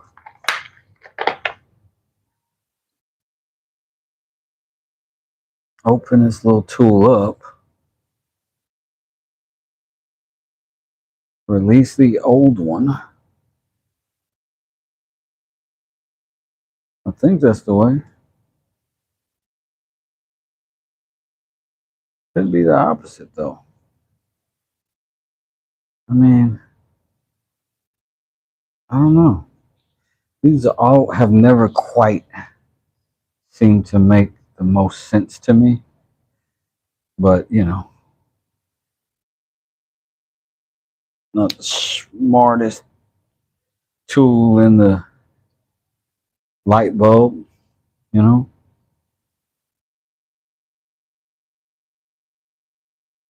But generally speaking, lefty loosey, right?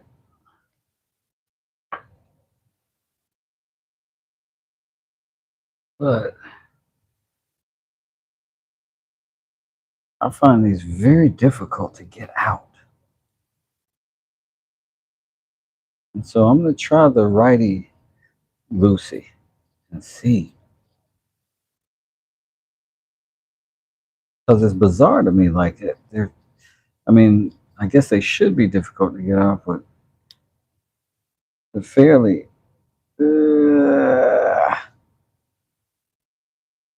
I mean, do you just supposed to cut them off each time?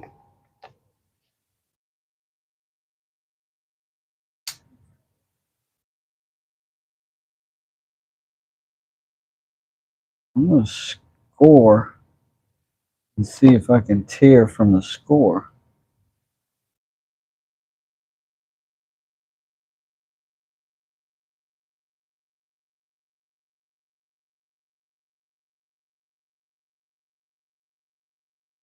Trying to be very careful in my approach to it.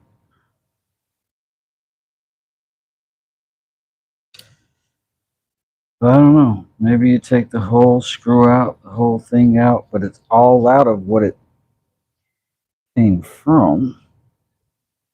Do I have a big enough hole in my desk to push this through?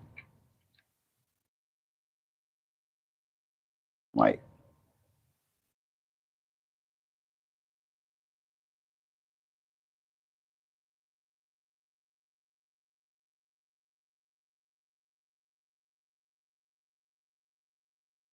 Oh, that's insane. This is not coming off. It's not coming off. I'm gonna have to cut it off.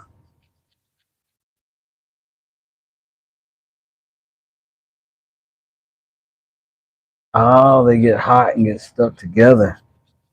See, I had no idea. Good info. I was feeling very inadequate. I'm not even kidding.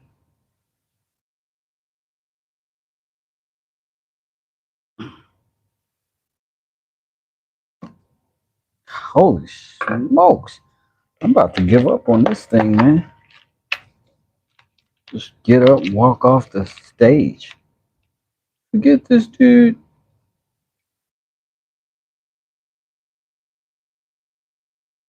Here's one. Ugh, that's almost in. Ugh. Oh, that's not even the not even the grit I was after though. It's all right. We're gonna make it work. We're gonna make it work.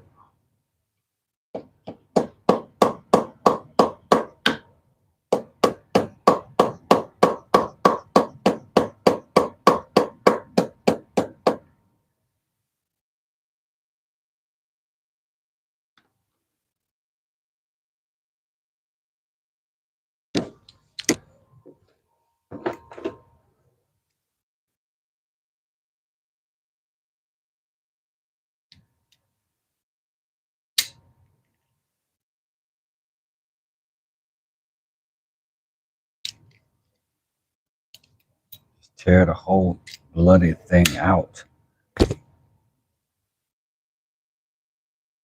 And all I want is the screw out of there. That's it. Like now I'm like, you're loose. Let the screw go. There we are.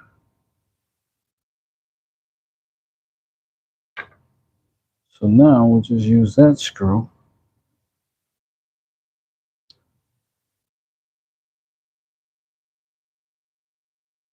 Over here on that.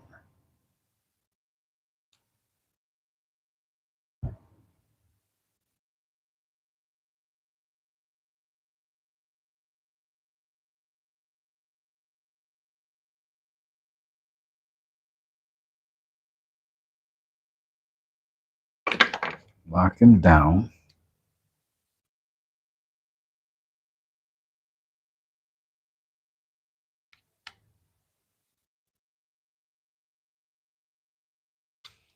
Oh, that was a task, wasn't it?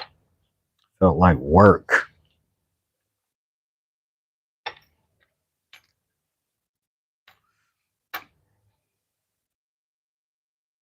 Oh, if I get it warm, they sometimes come out. I got a heat gun right next to me.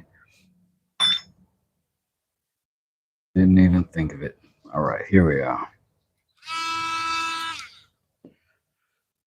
Once again,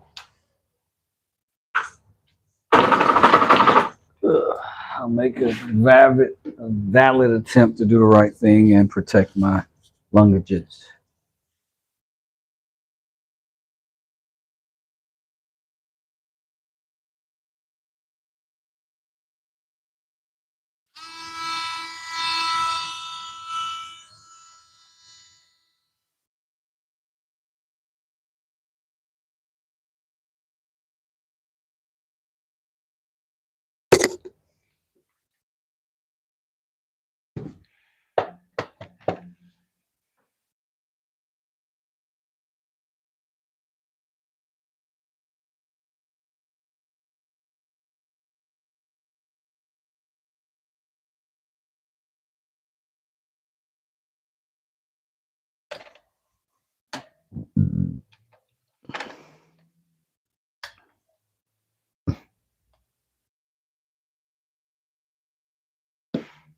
So let's get busy.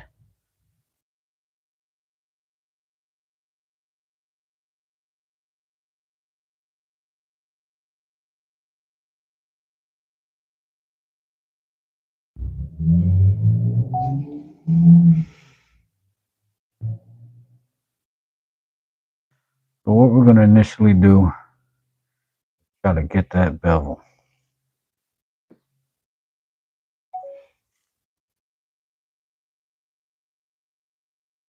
And one thing I'm going to have to do In the meantime, just take a before photo of this. So y'all just oblige me for a quick second.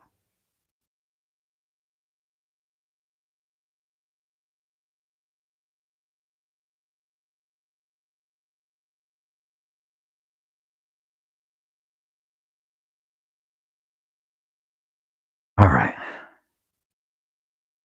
Now thank you. Back to our regularly scheduled chill. Take this thing, get some spinning. Now it's rotating this way. So that means we want to go this way so that we're going towards the edge. And again, we're going to be knocking down that spine all the way across.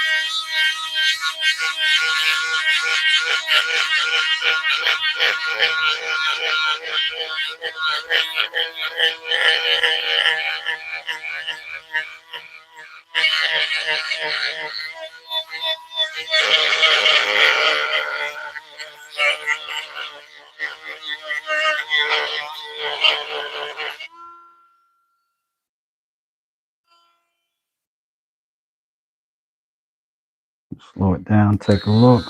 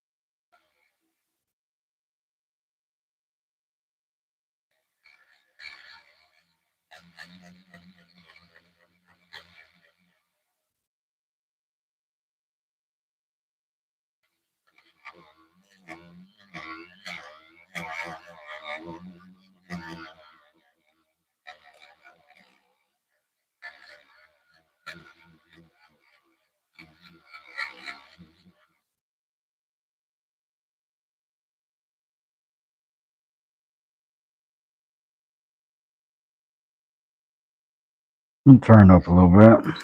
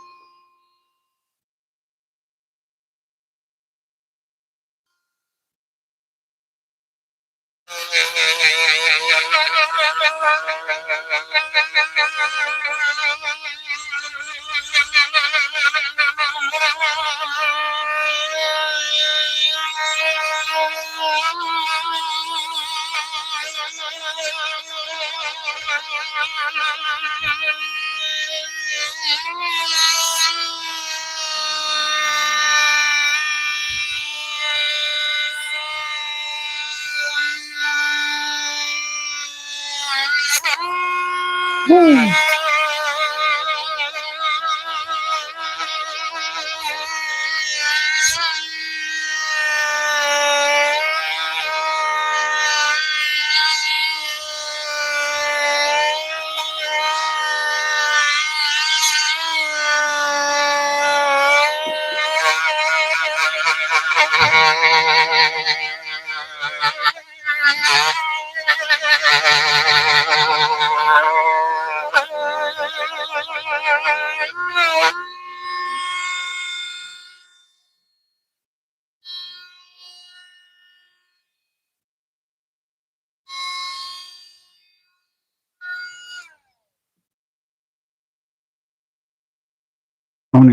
Tony said, feels good. Yeah, feels good. Dip, dip, dip, dip.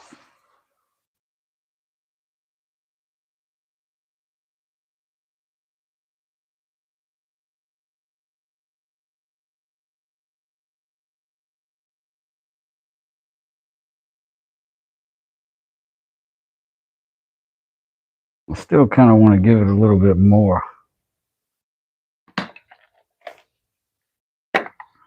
I really kind of do.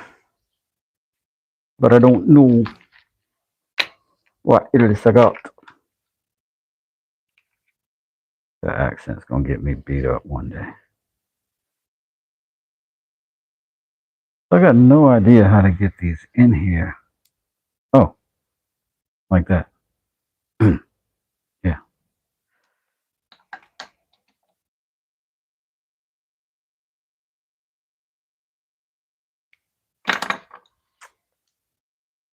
So the lock button on that. Open that up. We're going to save this one because we're going to come back to this grid. I think this is probably 120 or something. But this 80 right here, this right here, I think that's going to be our answer to some of, to getting that thing, that hump out beyond just being visually out. You can still feel it a little bit in there. So I want it gone.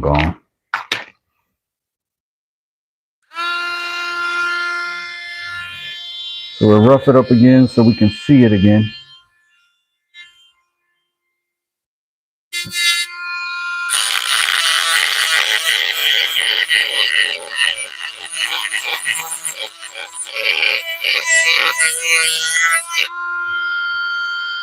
See?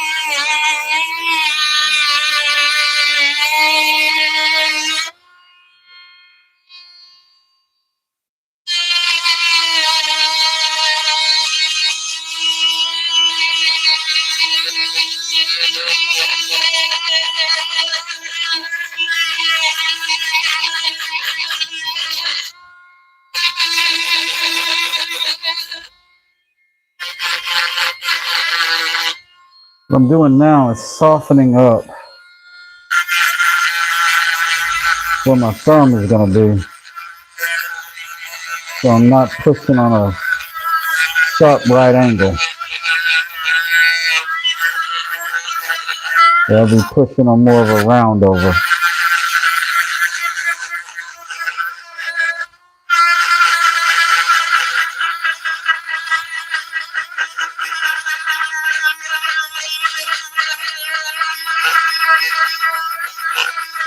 There's no benefit to this back corner being sharp. So I'm going to try to not smooth it down some, round it over a little bit.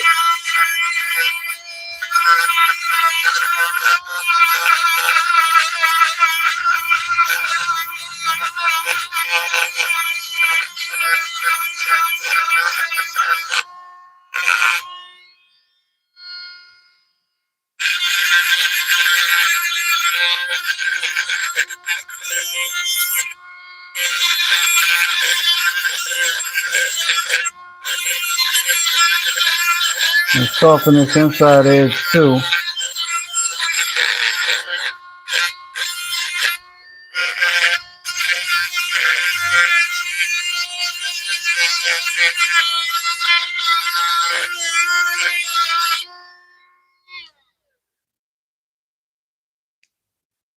Oh my gosh, that is, let's see, I didn't do that here yet. And this feels better. It's rounded over, it's smoother, it's better. And bevel is mostly gone. I can't detect it.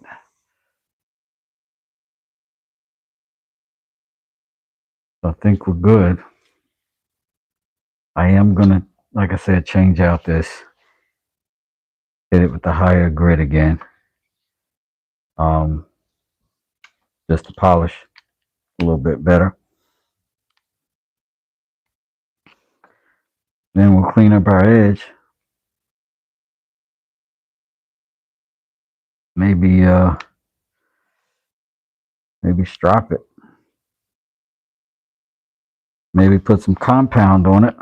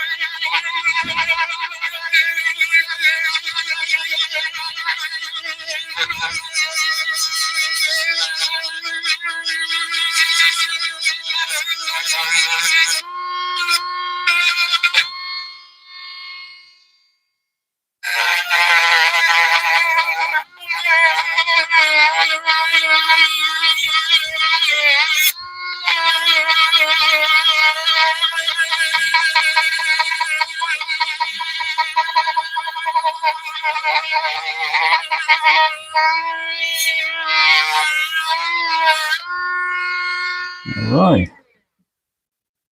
Nice little polish up. Feel good about it.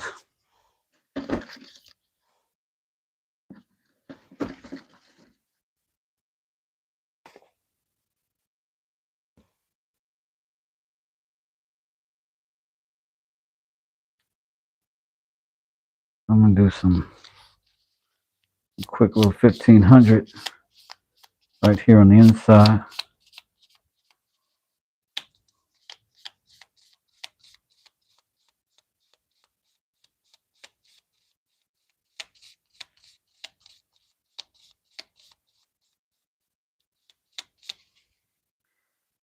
Then we'll run it around the outside rim.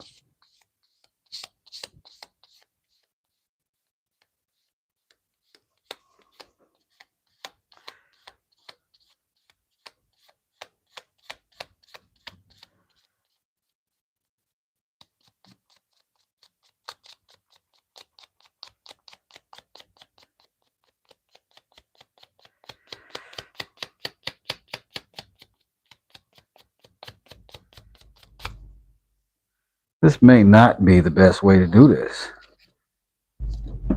Some of this you have to try for yourself and see for yourself. So, do not proclaim to be the expert, but I don't do anything blindly.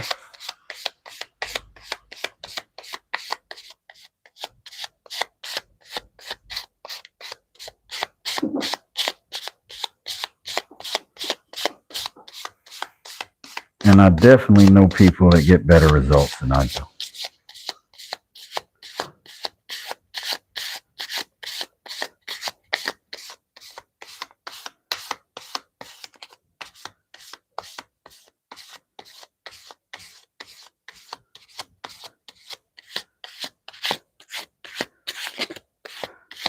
Kind of wish I tried to cut something with this at the beginning of the live.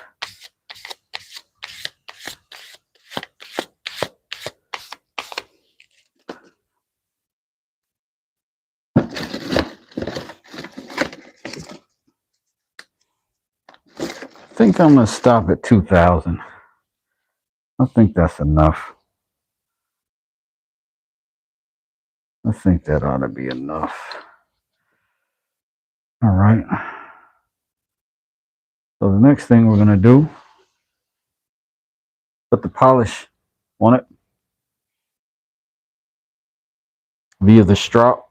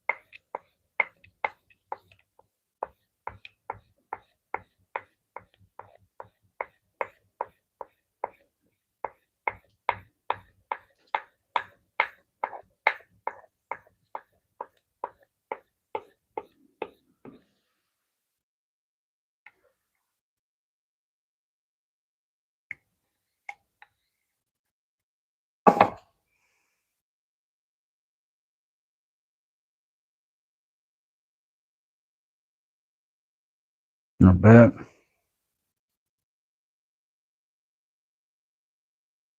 Now we can see if it'll cut before we get to the actual handle. So let's try that real quick. I had a little block somewhere around here I was using.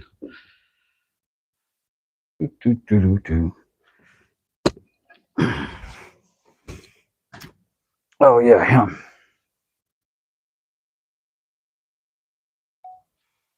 Oh, let's see.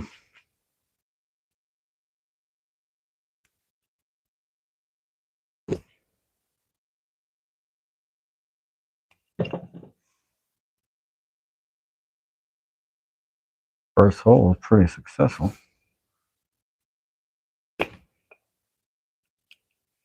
Oops. Can't go against the grain though.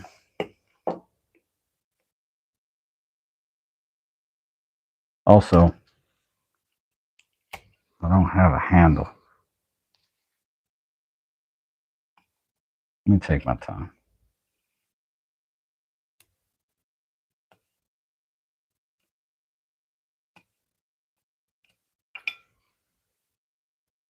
That is success. So at least I know that that's sharp enough to just pull a little plug, no problem. So we can indeed move on to the handle itself. What I noticed about this one was it still was a little bit small in my hand, even though I do like the length better. Oh, I know. You don't have to say it. Okay. So I think this is about where I want to enter with this. And I'm gonna have to hand drill this straight down, as straight as I can do it, straight as I can manage. So wish me luck. And then we'll start carving this down once we get our tool in it. Let me get a drill real quick.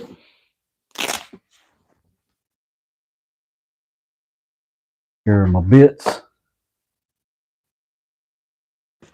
And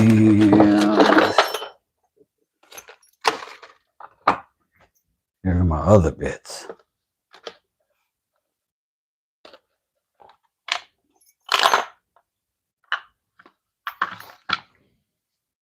Right now, need my drill.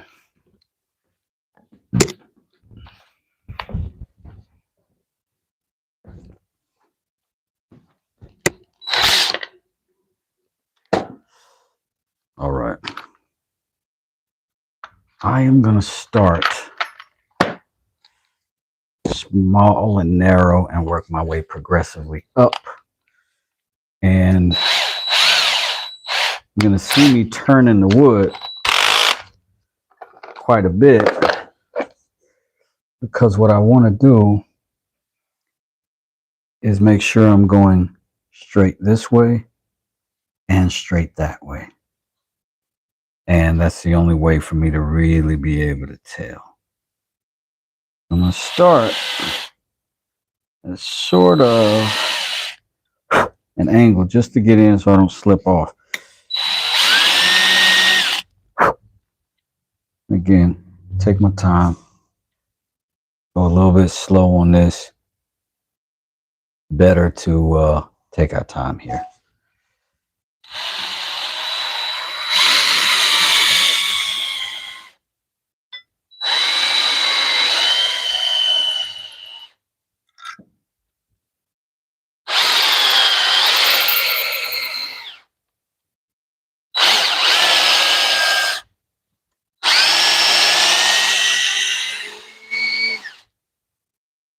Nice.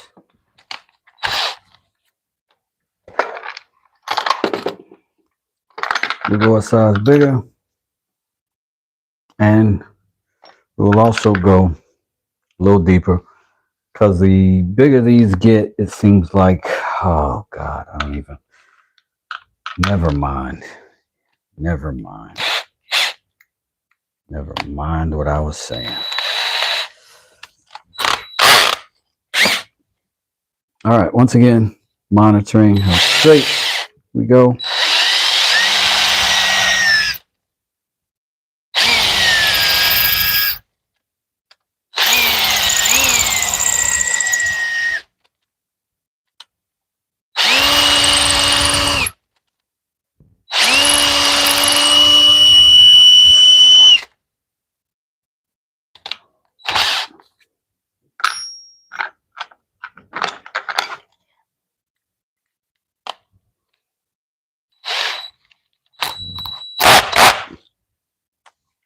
A little bit deeper, a little bit further each pass. We don't want to get sloppy.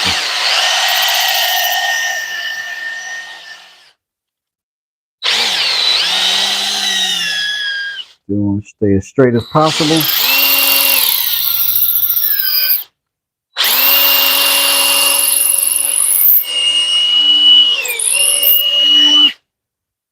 Particularly as we go deeper.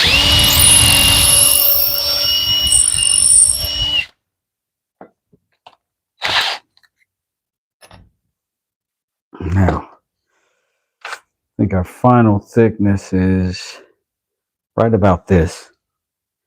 Our final depth is right about at the shaft, like about an inch and a quarter away. So that's just where we'll set our depth here, just shy of that, because we're on an angle. So that's going to take a little bit of that away from us.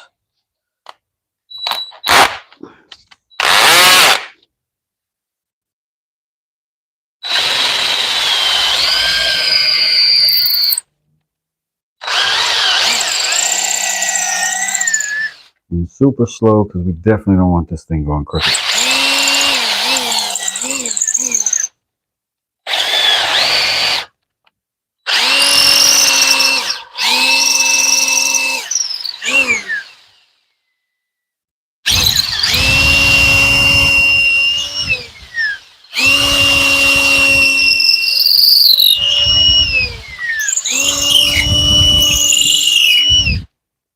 Smells so gosh darn good. Smells pretty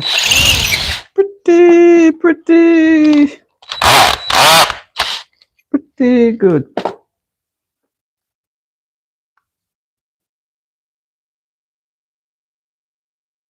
Final boss.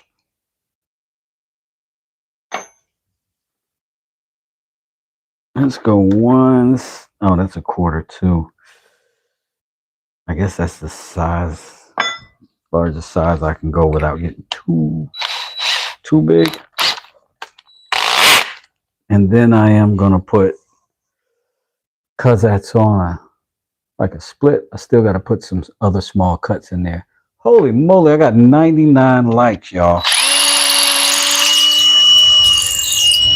That's dope. I appreciate y'all for that. Thank you. That is cool. And the game. How about it? So we're gonna go in this way, right? So that means we're gonna have to have sort of splitsville happening. We want to control that, so I'm gonna go ahead and put these up, and let's see if we can figure out a way to control that little split that we got to make.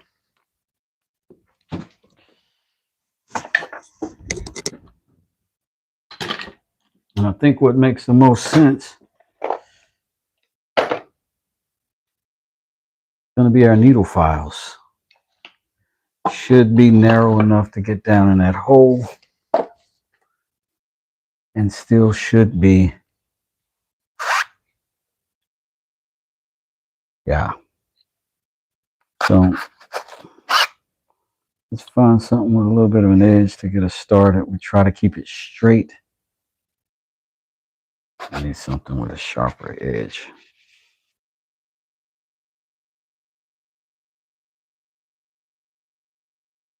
Sort of a dedicated edge.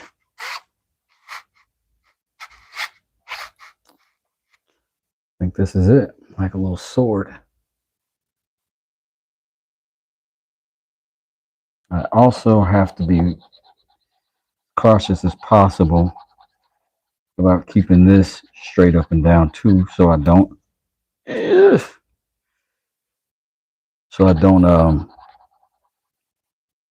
seat my blade crooked.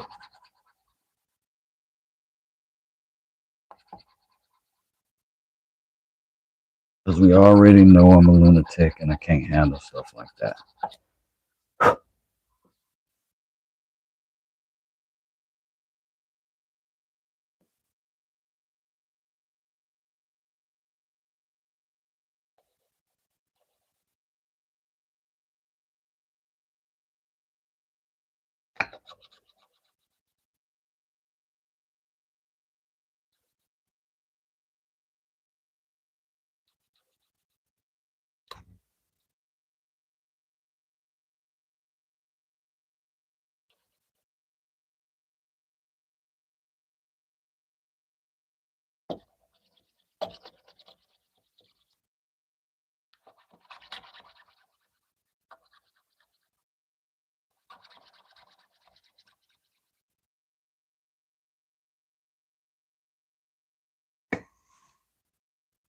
"101, woo-hoo-hoo.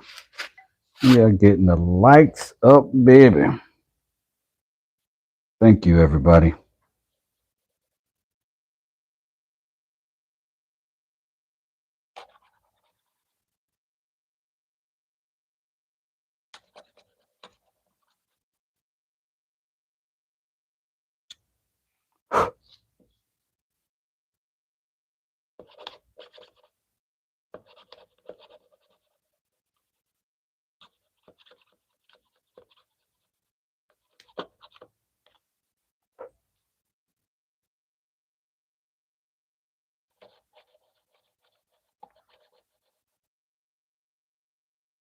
Now we are going to obviously epoxy this bad boy in place. But we might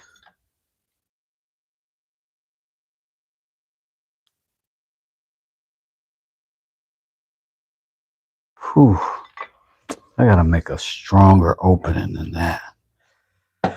Yeah, I think I'm gonna have to use narrow drill bits to just kind of run that side and see if I can carry it down a little further. The split of it all. I'm gonna try a little narrow drill bit for that. Feed out them.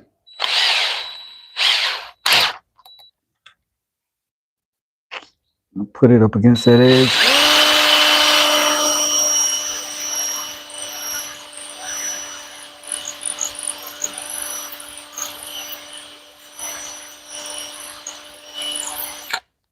I'm gonna taper it in towards the center.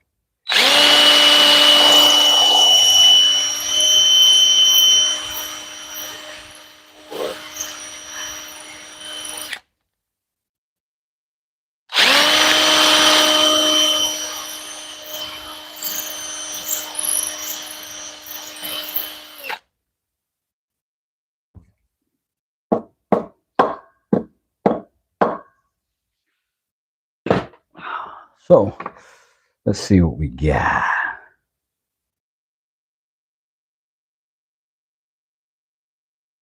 You ain't ready.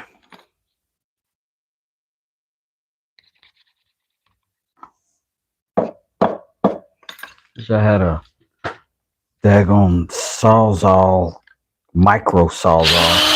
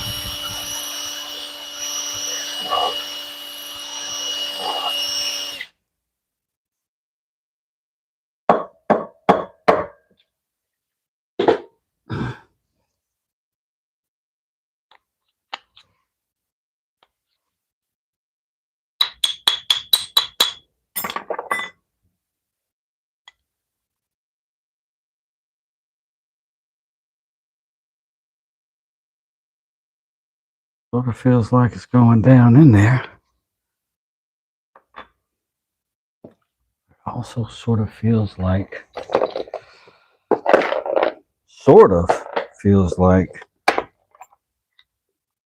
shouldn't be that tight. Got to make sure that I'm getting the depth that I want.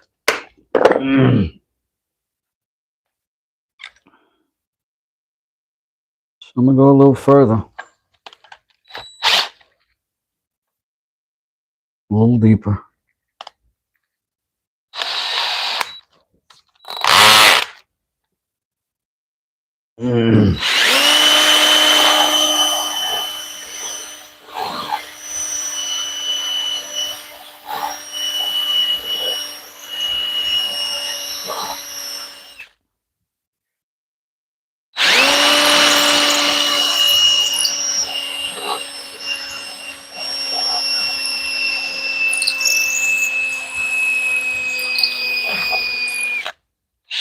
Sound like we're running out of gas.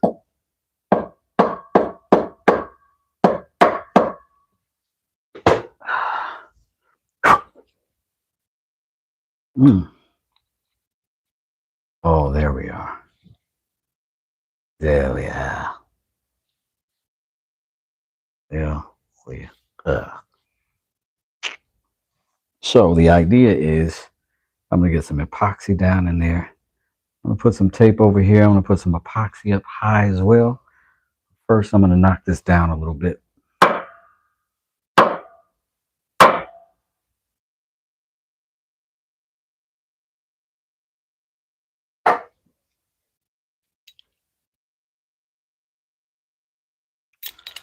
I'll lock one here a little bit. Give myself a thrack or two.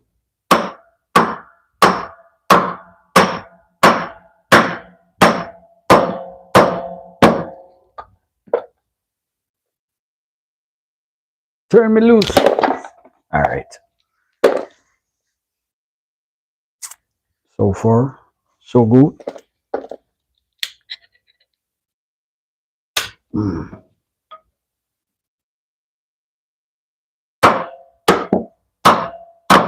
Yikes.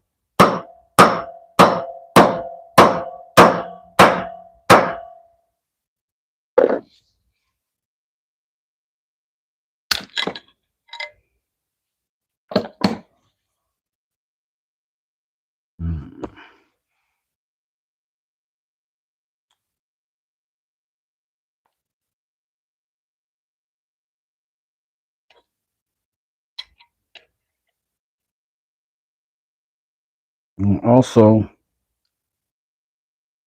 make sure we got good orientation. That's nice. That's nice. That's nice. Okay. Grab some tape real quick. Zip blue tape.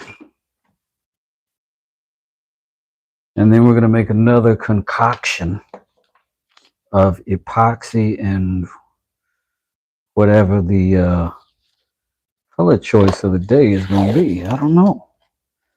What colors do we have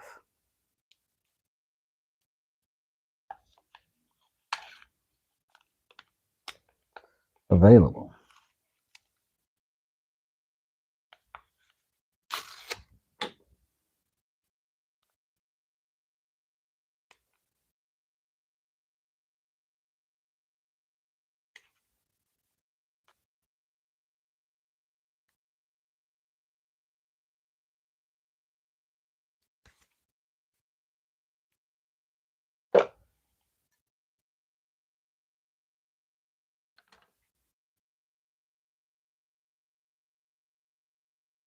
Let's do that.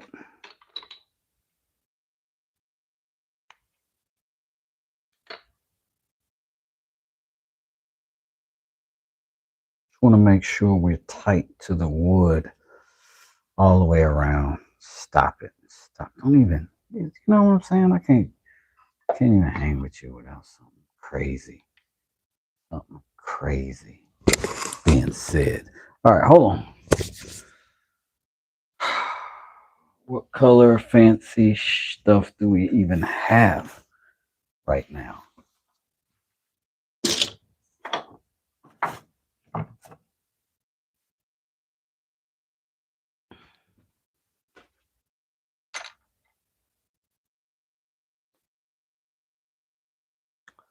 I wonder if this purple heart and this dust and then the swirlies, if that's even a good combination. I don't know. Don't know. But you know how we're going to find out? Together. We're going to find it out together. Because I don't know. Maybe you know. Maybe you got an inkling of what travesty lies ahead of us, but I'm freestyling right now.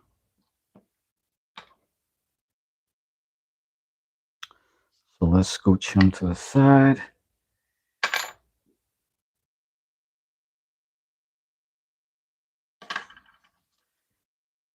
Get back into the ridiculousness of blue tape and epoxy.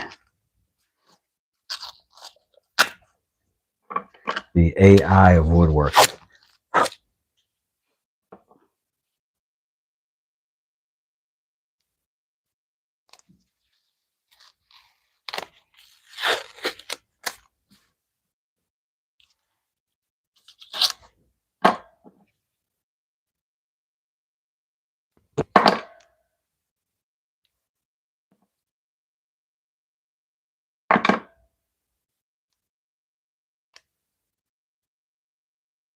getting that tape back on track when it's got a little narrow tear is insanely aggravating. And these gloves, it sticks to it, so that doesn't help the aggravational levels.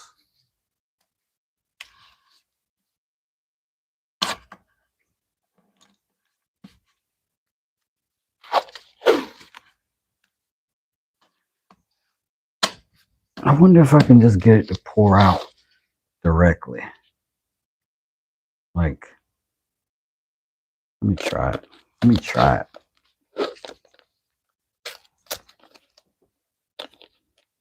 I'm gonna do it just like this.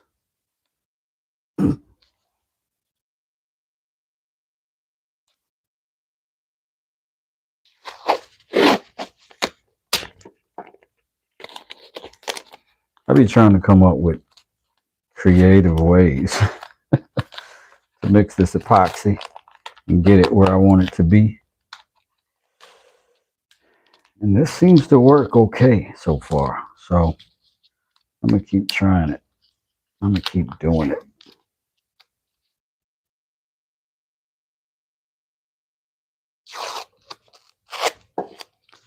Still no luck on the blue tape acting right, but it is what it is.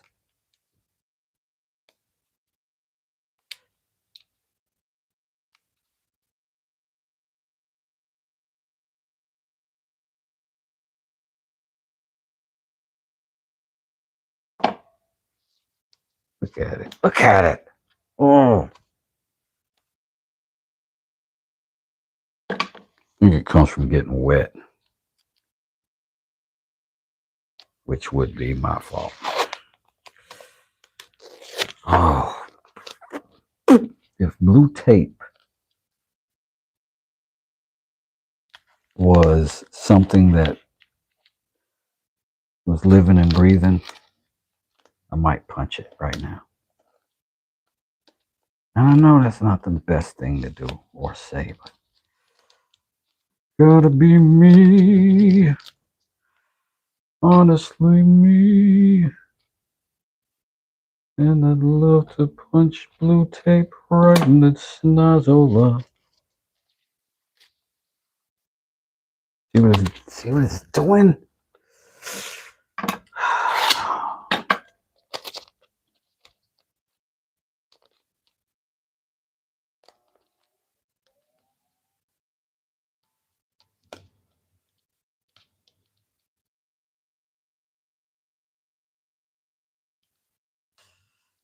All right. Finally got our fort built.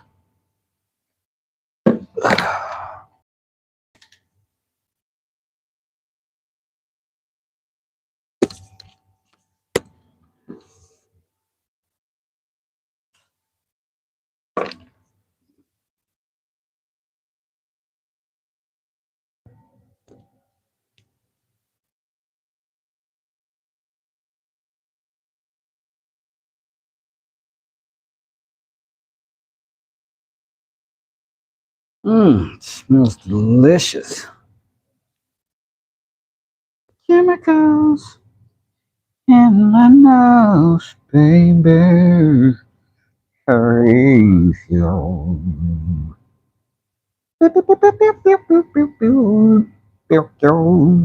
Roger Troutman. Rest in peace, champ. Now, gotta mix this. Even after I mix this, I gotta mix that in with this. Or I could just put in a dye. Who votes for dye? And what color? We got 10 seconds to see if I get a dye color that comes in. 1, 2, 3, 4, 5, 6, 7, 8, 9, 10. Woo. Hey, Scoob. Scoob in here, Rob in here. Red Red? You said it. Two people said red dye. That's what I'm doing.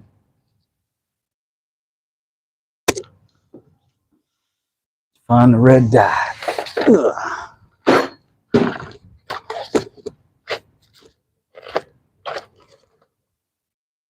Rose red or red? They said red.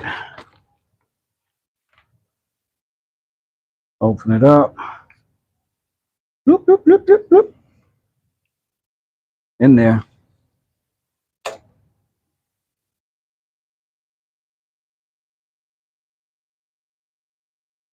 That's like candy red. That's like lip gloss red. Like Corvette red.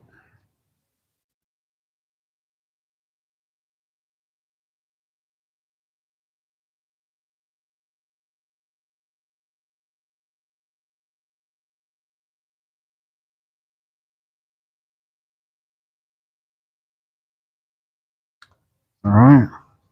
Let's see if we can get it in there. I didn't, y'all looking at, I'm sorry.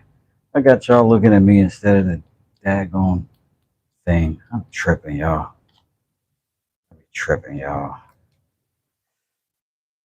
In fact, I'm gonna have to rely on the old arch nemesis of blue tape once again.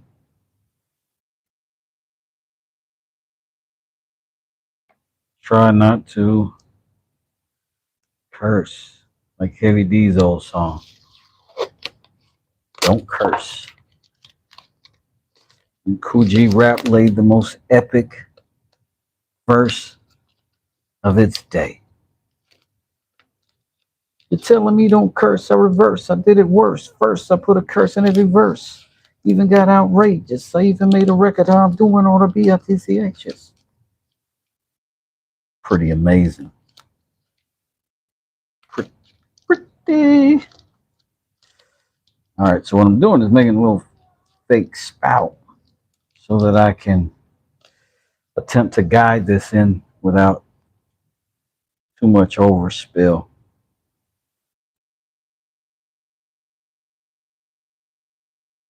Not going as quickly as I'd hoped.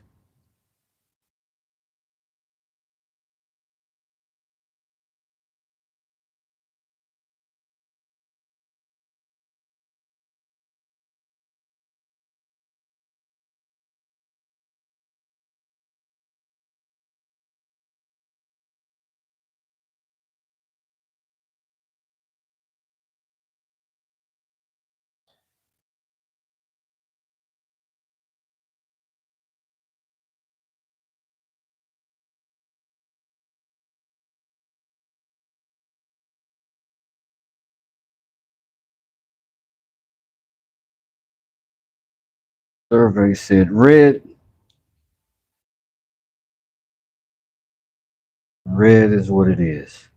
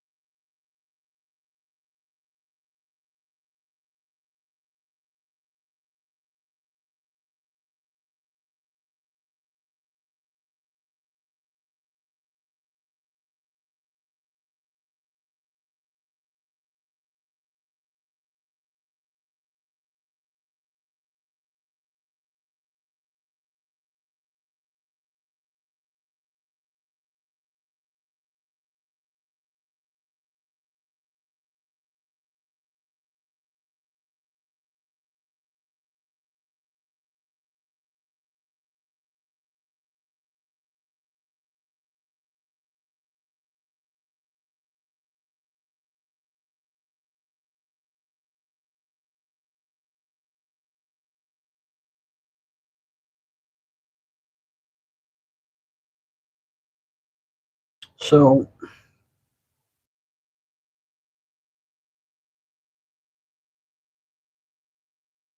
let's set that right there and do a little pinching just to get those kind of getting tighter towards the neck, because I am going to sand this and I want to go high enough that I can use this epoxy, some kind of grip.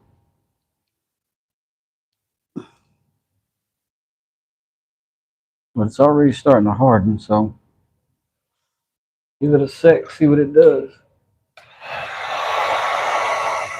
Get rid of some of the bubbles real fast.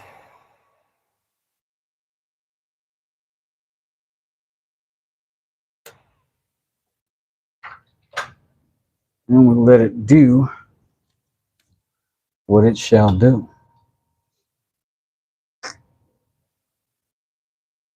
And looking at my Gucci,